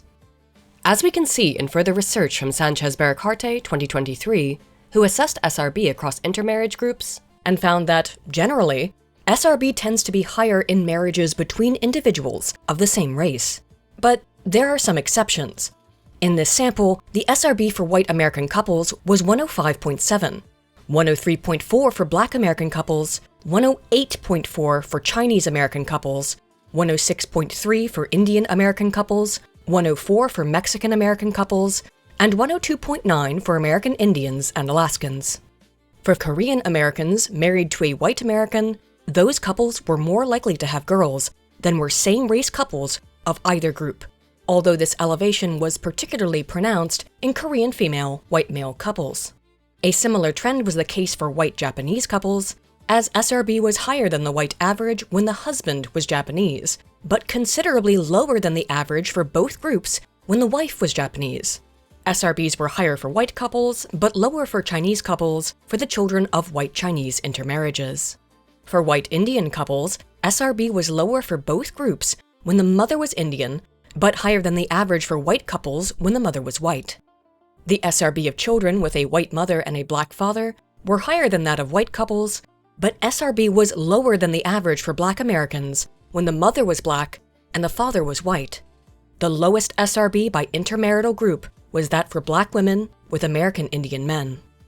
I use the term couple and marriage pretty much interchangeably there, but marriage itself makes a major difference in SRB. As for all groups, the SRBs of children born to unmarried couples of the same race were higher than the SRBs of children born to married couples of the same race. This difference was smaller for whites and American Indians, both changing the SRB by less than 0.5 points. But for Chinese Americans, the married SRB was 108.07, while the unmarried SRB was 109.55.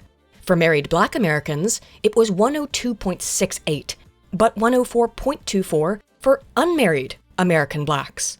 And for Asian Indian Americans, the married SRB was 105.94, while it was 109.54 for unmarried Asian Indian Americans. This would seem to fly in the face of Trivers-Willard, and non-married mothers continue to have a higher SRB when accounting for age, as younger women also have a higher SRB. Perhaps this is because many non-married women still cohabitate and are in a committed relationship with a male partner who fulfills the same role as a husband, and because single mothers have access to more government benefits and assistance programs, or maybe because marriage really does represent tough times. Man-made prisons, you're doing time! You get up in the morning, she's there. You go to sleep at night, she's there. As usual, another potential confound here is, again, sex selection. And given that the SRB for unmarried partners of the same race third births was 122.84 for Chinese Americans compared to 116.62 for married Chinese couples parity 3 births, and that parity 3 SRBs were nearly identical for Indian Americans regardless of marital status, this seems to indicate that unwed Chinese American mothers are considerably more likely to sex select than are married mothers. Further, while cities may be more convenient, be it due to pollution, crime, or other factors, they are demonstrably harder places to live, as across the board, SRB for all groups were lower in areas with populations over 1 million compared to those with populations under 250,000. And speaking of conditions, both white American and white Mexican SRB slightly increased during colder winters, but colder winters considerably reduced Black American sex ratios at birth. There are 2 other factors that may uniquely affect the SRB of Americans, and everyone for that matter: height and weight, the latter of which the US is rather notorious for, yet is not quite as fat as her cultural exports would indicate. Round meal, macaroni and beef, serves 3 men. How to do it? Boil and bag, open and enjoy. While in 1917, the US had the 3rd tallest average height in the world, as of 2016, the average American male was about 5'8", with variation between ethnic groups. Non-Hispanic whites the tallest at 5'10", and Hispanics the shortest at 5'7", overall ranking 48th globally. The US is, however, the world's 10th fattest country, and the 1st fattest among non-Pacific Island countries. Kanazawa, 2005, hypothesized that because being bigger, historically, and taller were predictors of male reproductive success, that bigger and taller parents would be more likely to have sons than daughters, which they assessed in population data from the UK and largely confirmed, although the effect on SRB was small. Villamor, Sparren, and Nattingius, 2008, found that among women in Sweden, interpregnancy weight gain also resulted in increased SRB from 102.4 in women who lost weight in between pregnancies to 108 in women whose BMI increased by 11% or more in between pregnancies. While obesity has a negative effect on overall fertility, as Americans are big and relatively tall, they should also be somewhat more predisposed to having male children. The same goes for the UK, Canada, and Australia. Despite the potential counterbalancing effects of weight and height, white British SRB has declined below the UK national average, and while the Canadian, Australian, and American white SRBs are still at about the average, they are declining as well. All of this information need also be weighed against an additional consideration in our increasingly complex equation, which is the rare allele A at chromosome RS144724107 of the appropriately named ADAMTS14 gene. Yes, that is its name and not lyrics from the Mechanicus soundtrack, which Song and Zhang 2024 examined in a UK sample and found was related to a 19% reduction in sex odds ratios, meaning that, when active, the probability that any pregnancy at random will result in a daughter rises from 0.48 for individuals not carrying this allele to 0.577. Only a quarter of people with European ancestry, and more specifically, the native population of the British Isles, possess this rare allele, meaning that they are inherently less likely to have daughters than sons compared to other ethnic groups, genetically, as they largely do not possess this active chromosome. As a result, I would like to suggest that rather than RS144, etc., we colloquially call this the Flashman gene. Thus, we should expect an even higher percentage of births to Europeans to be male compared to other ethnicities. And when the SRB of Europeans decreases, when the decrease is happening in a group that mostly does not possess the gene that, when active, increases their odds of having a female child by 19%, that likely means the environmental effects are even stronger than they appear to be at face value, because they are fighting against genetic propensity. As of the time of this writing and recording, Song and Zhang's study is the only research that has been done on this allele, and it was only assessed in a portion of the UK population with European ancestry. But if it is more common in other populations, specifically people of African origin, it would help explain why Black Americans, African immigrants, and Africans all tend to possess very low SRBs relative to other groups, seemingly in spite of Trivers-Willard, and why European countries tend to have higher basal SRBs. I could hypothesize that because of cold winters, conditions tens of thousands of years ago in Europe were harsher, which resulted in fewer but fitter males, and the low presentation of this gene in Europeans is a genetic compensatory method of producing more males to counter those harsh environmental conditions. But that's just an educated guess. The takeaway here is that we should anticipate more males be born to European peoples, and specifically people with British Isles ancestry. And if fewer are being born compared to the average, as they are in the United Kingdom, that is likely attributable to relatively harsher environmental conditions and civilizational anxiety. 2 additional chromosomes, linked to having only male or female offspring, were identified by Wang et al. 2025, who found one SNP, an acronym the same as the least nationalistic nationalist party on Earth, in chromosome 10, RS58090855, in NSUN6, which was associated with only having female offspring, while another SNP, RS1506275 on chromosome 18, 75553217, 732476789764376, lock, near TSHC1, was associated with only male births. These SNPs uniquely predict having children only of the male or female sex, regardless of race, hair color, blood type, height, or BMI, and further confound SRB data. Taking everything that we've covered in this video into consideration then, how sex ratios skew in different populations, the why, the when, and even the how in terms of some of the genes associated with the likelihood that a child will be born male or female, what are the practical implications of changes to the SRB of a country? What are the effects of such changes to society at large, both short-term and long-term?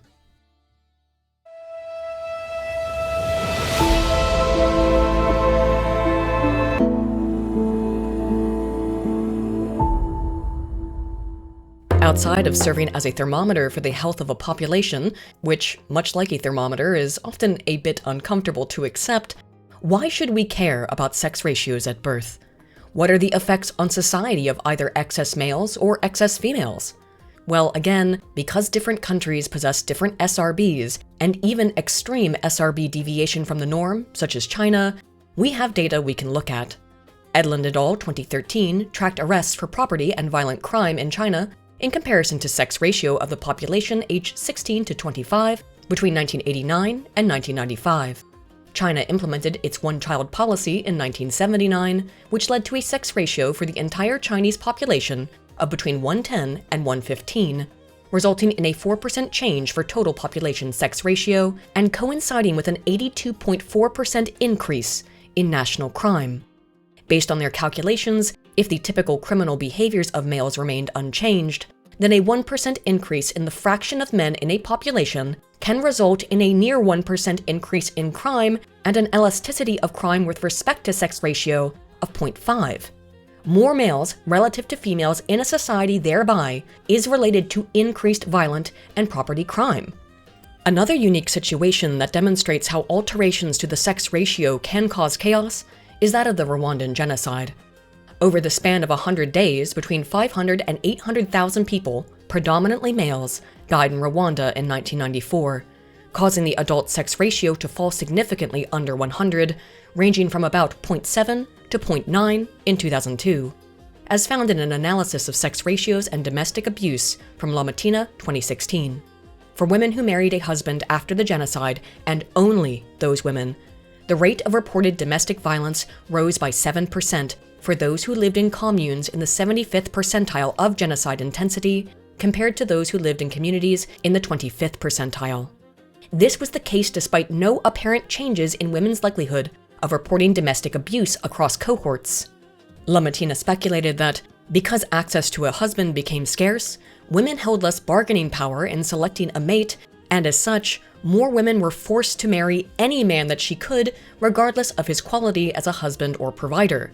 These two case studies of China and Rwanda illustrate how changes to the adult sex ratio of the population, both skewing more male and skewing more female, can have serious consequences for criminality and violence. High sex ratios have also been associated with changes in sexual behaviors, as seen in a review of literature from Bien et al. 2013, who found evidence in China and the US that more males in a local population resulted in a female population that was more likely to have had sex, reported having contracted an STD, and were more likely to report having been sexually violated. With more men in the gene pool, women need not be picky about casual sex, which can lead to risky sexual activity, while conversely, frustrated men unable to find a partner may resort to sexual assault. As it just so happens, mass immigration to the UK has coincided with the number of reported sexual assaults rising from under 10,000 per year in 2010 to over 40,000 a year in 2022. On the subjects of sexually transmitted disease and sex ratios, we have very, very long-term data to examine how these changes in populations can last for generations, as Bertocci and D'Amico 2019 examined the long-term effects of the transatlantic slave trade, which ended in the 19th century, with modern-day HIV infection rates in Africa. The slave trade diminished the portion of the male population in Western and Central Africa, leading to an abundance of females. While exact numbers are unknowable, in his book, Slavery in African Life, Occidental, Oriental, and African Slave Trades, published in 1990, Patrick Manning suggests that the ratios could have been as low as 0.5, or 50 men per 100 women. Bertocci and D'Amico hypothesized that, for the same reasons we see increased female promiscuity in China and parts of the US with low sex ratio, that the lack of males in areas of Africa most affected by the slave trade led to greater practice of polygamy, one male with numerous female sexual partners, and a subsequent culture of more permissive sexual promiscuity. This cultural change was so pervasive that a one standard deviation increase in the intensity of the slave trade in a given area in previous centuries resulted in a 7% increased likelihood of HIV infection in women and a 3% increased likelihood in men hundreds of years later.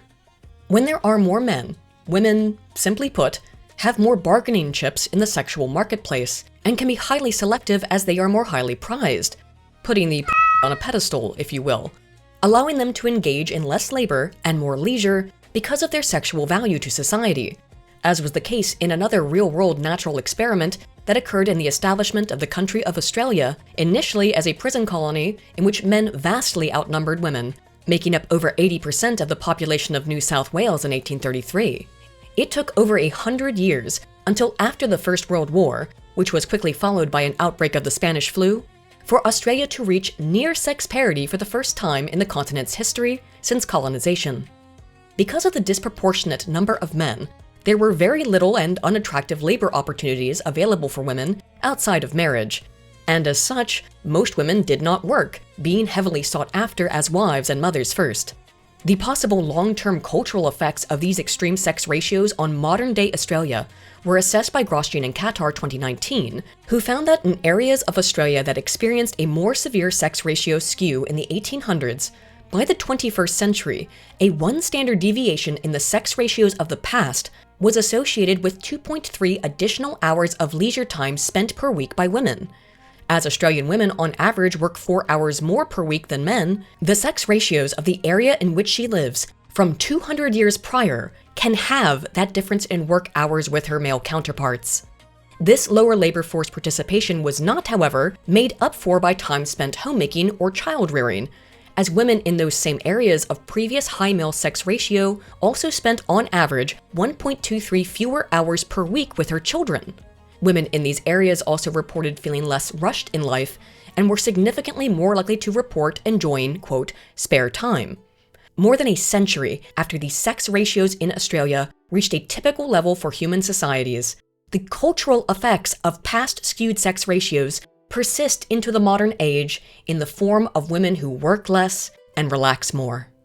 One thing that Grosjean and Qatar did not find present in their study of Australians was any significant difference in fertility for women in areas that previously skewed more highly male versus those areas that skewed less. But that doesn't mean that sex ratio skewing is unrelated to fertility issues long-term, as Tesso 2018 found differences in fertility across regions of Africa more or less affected by the transatlantic slave trade, including fertility. Tesso found that a one standard deviation increase in transatlantic slave trade activity resulted in 0.05 fewer children ever born to women in that region, translating to 1.6 fewer average children compared to women in regions less affected by the slave trade. Further, women tended to have children at an older age in these regions compared to others. When the sex ratio of a population skews heavily female then, fertility remains diminished even hundreds of years later. Finally, women most affected.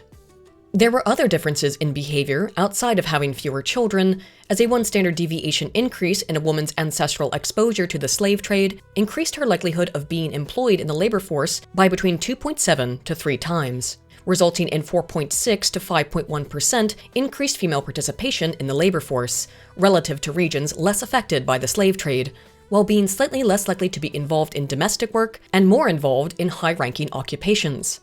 They further found that this increased labor force participation had been declining over time, such that a woman born in these areas in 1948 would have been more than 7 times more likely to have been in the labor force. While slow, cultural norms that are altered by changes in sex ratio may eventually revert back, but this process occurs over the span of decades and centuries. Outside of behaviors, attitudes also differed across regions, as women from regions more affected by the slave trade were more likely to believe that women and men should be treated equally in society, and were more likely to report having a say in their household's decisions. Specifically, a one standard deviation increase in historic slave trade activity was associated with a 2.5% increase in the share of household decisions a woman participated in by the 2000s. There was no relationship, however, between being from an area more affected by the slave trade and attitudes towards women in politics or domestic violence against women. The First and Second World Wars not only necessitated greater involvement from women in the workforce, they also resulted in mass male casualty, skewing adult sex ratios across the world. With fewer males, more women were forced to enter the labor market in the US and Europe alike. For example, there was an increase in women's participation in the US labor force from 33% in 1948 to its peak at 60% in 1999, according to the Bureau of Labor Statistics. And as behaviors changed, so did attitudes. As Gallup polling indicates that American support for married women in the workplace rose from just 18% in 1938 to 55% in 1969, nice, as did actual workforce participation. The mean attitude towards equal roles for women and men in the US workforce, collected from Donnelly et al. 2015, found a continual increase in support for women in the workplace between 1976 and 2011, with a slight decline in support between the mid-1990s and the 2000s. But otherwise largely coinciding with more real female labor force participation and decreases in support for male-led single-earner households and male-led household decisions, similarly coinciding with an increase in dual-income households. Much as in regions of Africa that were particularly affected by the slave trade, leading to a female sex-skewed distribution, requiring more women to enter the labor force, leading to more positive attitudes towards women in the workforce and women's roles in household decision-making. The loss of male life in the US, fairly consistently between the First World War and the Vietnam War, coincided with increased female labor force participation and a staggered increase in positive attitudes towards women's roles as workers relative to exclusively as homemakers. In addition to changes in labor force participation, the reproductive behaviors of women in the West changed after the two world wars.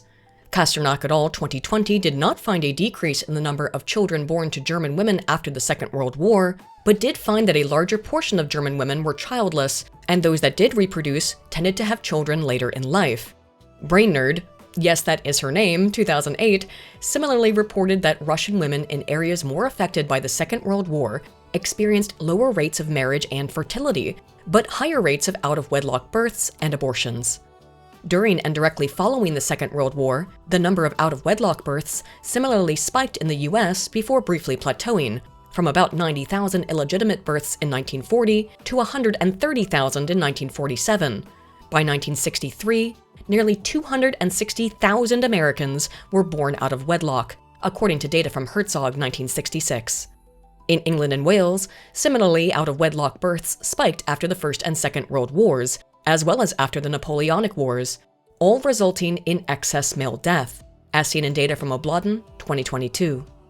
The baby boom at the end of the Second World War massively contributed to the US population over the course of just a few years, bouncing back from the loss of male life during the wars in conditions that improved significantly during peacetime, and resulted in an overproduction of males.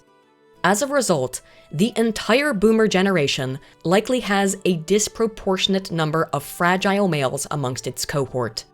These excess men were born into extremely prosperous conditions in which their success was nearly guaranteed.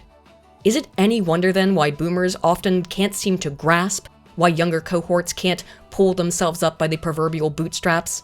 They are, in a sense, a generation of many fragile males. The baby boom and its consequences. Speaking of consequences, let's talk about the consequences of mass migration. Why do people choose to immigrate to a foreign country? Well, for better opportunities, a better quality of life, and a better future for their children, of course. But are you really giving your children a better future if those children will be less genetically fit? Sons that a woman's own body may have otherwise made a pure biological calculation to terminate in her home country due to his diminished odds of getting married and having children of his own. This should be something to consider before choosing to immigrate to a foreign land. While you may be improving conditions for yourself and even your children in the here and now, the effects of disproportionate male skewing in immigrant populations take generations to normalize to that of the local populace, meaning that statistically, for up to 3 or 4 generations, your children and their children will be more likely to be males that may otherwise have been deemed as unlikely to subsequently reproduce as dead ends by a process of pure biology.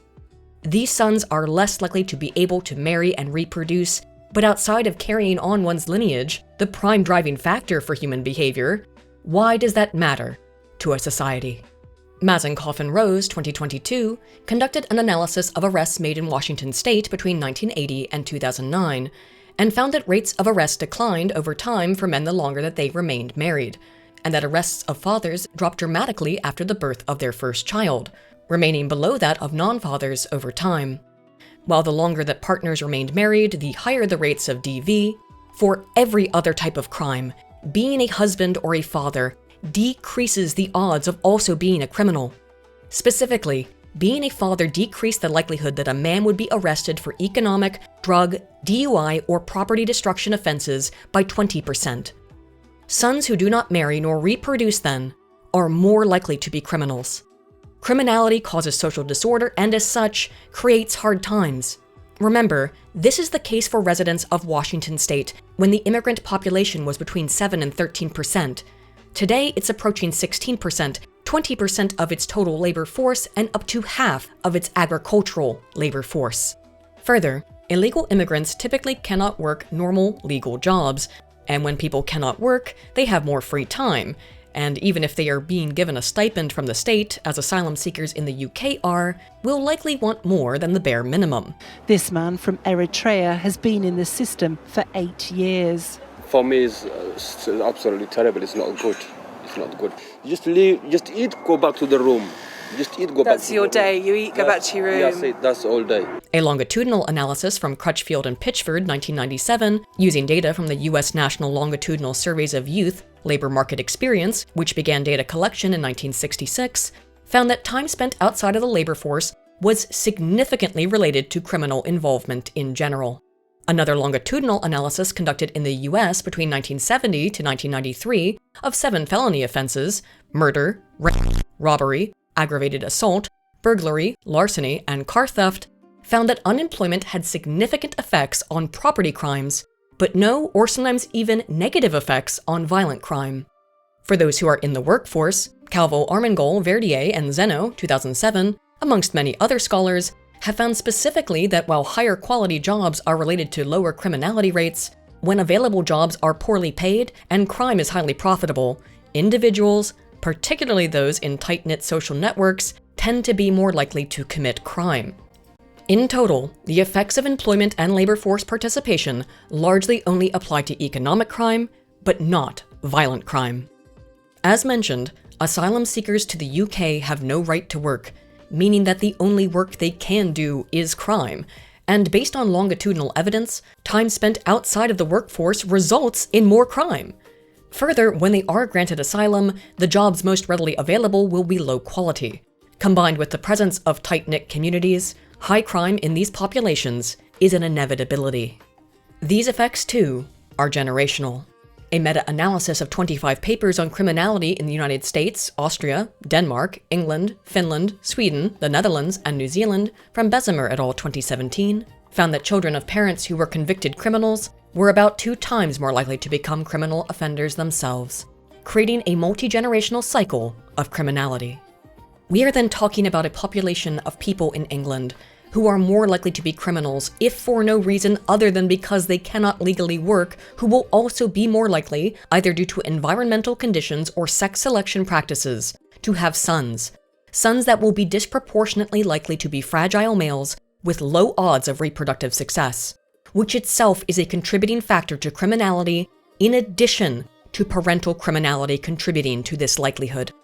As a result, the United Kingdom has functionally welcomed in an army of men with little else to do but crime, who will have more sons than the native population, and those sons will be less likely to be able to find a willing sexual partner and more likely to be criminals themselves.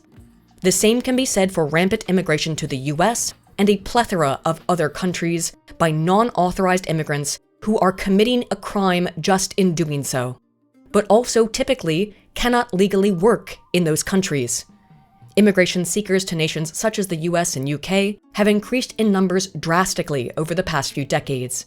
In 2022 through 23, approximately 2.6 million legal immigrants and 14 million unauthorized immigrants entered the US, a nation of 334 million total in the latter year. In the UK, 2022 through 2023 saw between 745,000 and 1.3 million migrant entries in those same years, with a total population of under 68.5 million at the time. In addition to problems with illegal immigration faced by both nations, immigration policy is part of global governmental plans laid out explicitly as replacement migration by the United Nations to counteract aging native populations.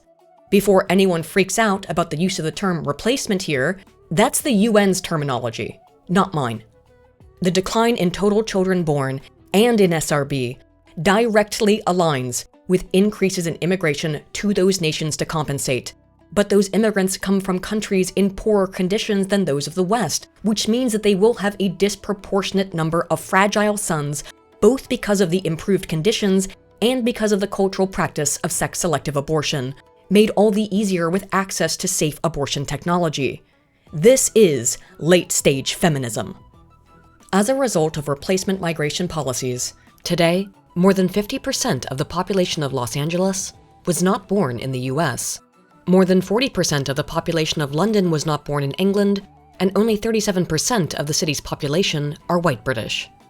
The increasing disapproval of the British people with their own government's unwillingness or inability to mitigate immigration, due in part to its inclusion in the 1950 European Convention on Human Rights that makes deportation impossible for reasons as flippant as one migrant from former Yugoslavia's child favoring the chicken nuggets in England over those in Albania, has reached a fever pitch, exemplified in the mass displays of St. George's Cross and protests against migrants housed in hotels.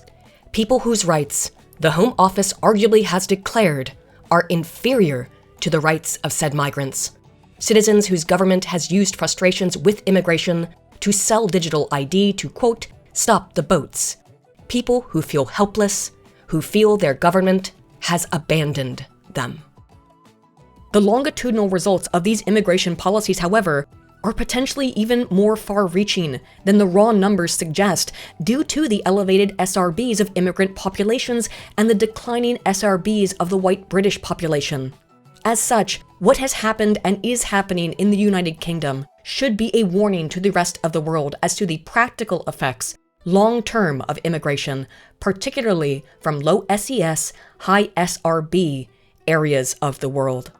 For the citizens of a nation, any nation, before you advocate for uncapped immigration, whether because you think it is for a moral good or because you think your own life will be unaffected, carefully consider the data that I have presented here today. These conversations are typically framed around financial concerns in the short term in countries like the UK, where taxpayer money pays for $1 billion a month in benefits to migrants, and which spent an estimated total of £7.9 billion between 2021 and 2024, £7.6 billion more than forecasted, which makes sense as they're being put up in new, luxury, £300,000 homes in Suffolk, for example, to say nothing of the cost of feeding them and even providing them with spending money, all of which costs enormous amounts of taxpayer money. But SRB represents an entirely different problem on top of the finances and the sheer numbers. Is it worth it to accept mass foreign immigration of people whose children will be disproportionately male, and disproportionately males who may not otherwise have been born because they possess traits and genetic factors that would make them particularly unattractive mates, and as such, may have been terminated in utero had they been conceived and born in their home nations? Do you want your daughters, and disproportionately, people in Western nations will start having more daughters as conditions in these countries degrade, to live amongst a cohort of excess fragile males? By allowing mass immigration of people from nations in poorer conditions, countries such as England, Scotland, and Wales are contributing to a cycle of intergenerational criminality, while the living conditions for the base population, the native population, declines and produces fewer, albeit fitter, males. I am not averse to all immigration inherently. After all, I'm an immigrant to the British Isles, and I've lived here for more than half a decade at this point. Statistically speaking, however, if I were able to have children as an immigrant from the US to this particular part of the world, even I may be disproportionately more likely to have a son than a daughter, as American immigrants to the UK tend to. That's just a statistical reality, and the realities of the temperamentality of human sex ratios at birth can serve as a thermometer for the health of a nation and a people at a given time. My purpose in collating these data and conducting these analyses is merely to point out a silent but salient factor of long-term immigration patterns that has been entirely ignored in the discussion of policymakers and governments, to forewarn the public and forearm against what is at this point an inevitable future for many Western nations. The effects of mass immigration do not end with the immigrants a country brings in, but extends to their children, grandchildren, and even great-grandchildren. generations that will have an inordinate sex ratio and produce a disproportionate number of disproportionately fragile males. Men who will be less likely to be able to reproduce, and thus more likely to turn to criminal behavior, resulting in generations of increased criminality rates. I would beseech everyone to take these statistics into consideration, both in forming opinions towards immigration and when deciding if immigrating to a foreign country is the right choice for them, based on the effects that this process has not just on the immigrants themselves, but on generation upon generation thereafter, for decades or even centuries. There is increasingly little denial from those in favor of uncapped immigration that the point is not only to replace the basal populations, as the UN directly calls this practice, but as a form of revenge for colonization. And as such, the long-term predictions that I have made here based on scientific data will likely only embolden that sentiment. Those who desire limitless immigration as a punishment for Western nations, I imagine, will be glad to know that these populations will produce a disproportionate number of males who will be less likely to reproduce and as such more prone to criminality. And now when you're getting that energy back, finally, after centuries, you're finally getting that energy back. You don't like it, do you?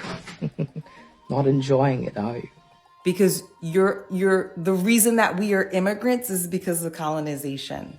This country owes the rest of the world anything it wants because of what it's done. I disagree, because who will be funding that? The taxpayers, and it's not their fault for previous... No, it is. No, it is. It doesn't matter. Thus, I can only speak to those who recognize that these policies are not only harmful to the population that they are replacing, but also to those replacing them. If we continue to bring in unprecedented numbers of people from countries in hard times, eventually, those hard times will follow them, in part because many of these cultures practice female feticide, but also because they themselves will produce a disproportionate number of fragile males, born into prosperity greater than that of their parents' home nations.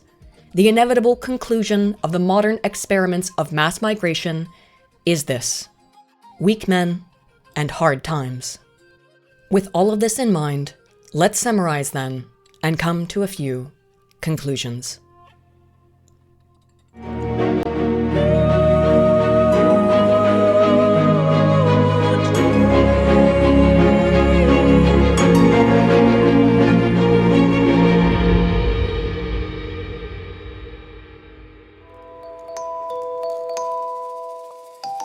Although the average sex ratio at birth for the human species is around 105, variation in time, place, and culture affects these ratios.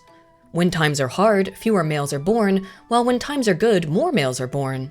As people move, either through time or space, from relatively strenuous conditions to relatively more comfortable ones then, they tend to have more sons.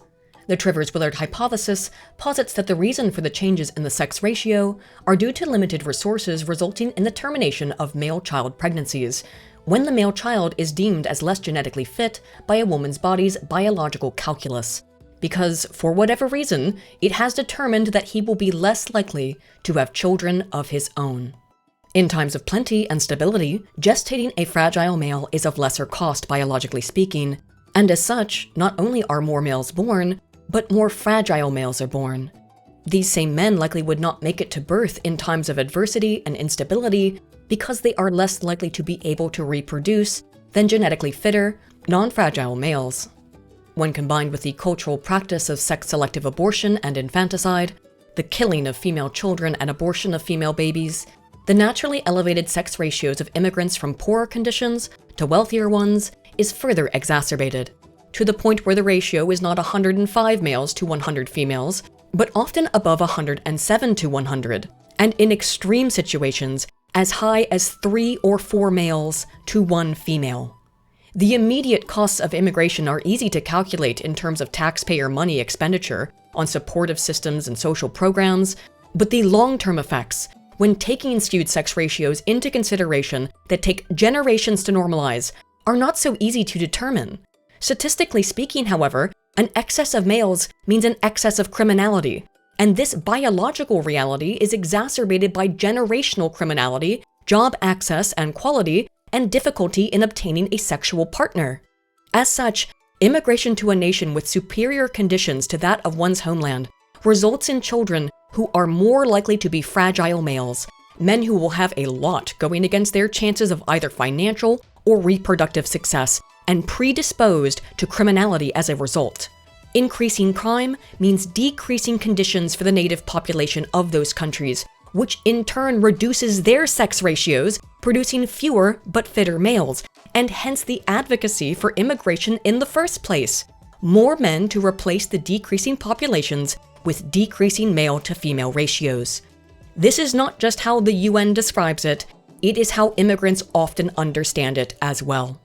When advocates for immigration espouse its benefits and necessity to help secure a better future for the children of immigrants, they have likely never considered the future of those children long-term, and certainly not how high SRB results in fragile males who are reduced often to various forms of criminal activity, further diminishing the conditions of the places to which their parents have immigrated in order to give them a better future. For this reason, immigration needs to be carefully considered, not just for the immediate financial costs, as is often the focus of discussion, but for the long-term knock-on effects of changes in demography that immigrant populations produce. Again, I'm an immigrant. I'm not saying that all immigrants are criminals. I'm saying that immigration from poorer nations to wealthier ones, because of that increase in SRB, will be more likely to have fragile male sons, less likely to be reproductively successful, and being a childless man is related to criminality. In the absolute best case scenario, we are talking about immigrant generations of baby boomers, and in the absolute worst, generations of people more likely to become criminals. Everyone wants a better life for their children, of course, but while the short-term gains may seem better for them, mass-scale immigration results in excess men from immigrant populations, whether or not more men immigrate, men who will create hard times.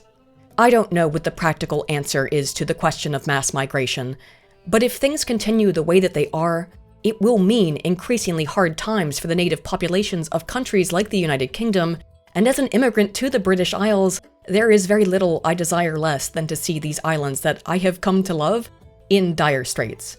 The silver lining, I suppose, of the old adage is that, eventually, the men forged in these hard times will create good ones. Perhaps many of them have already been born. Perhaps some of them are you watching. Ultimately, that's just hopeful speculation. But hey, what do you guys think?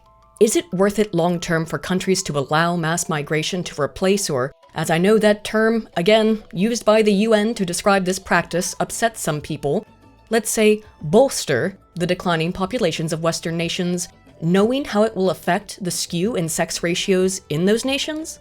Would you immigrate to a wealthier country to secure a better future for your children, even if it means a worse one for your grandchildren or even great-grandchildren? If we continue to accept immigration at current rates, what can be done to at least mitigate the effects of sex-selective abortion that produces the most extreme sex ratios on Earth in countries like the UAE? Based on everything I've discussed, do you think that we are, in fact, in hard times?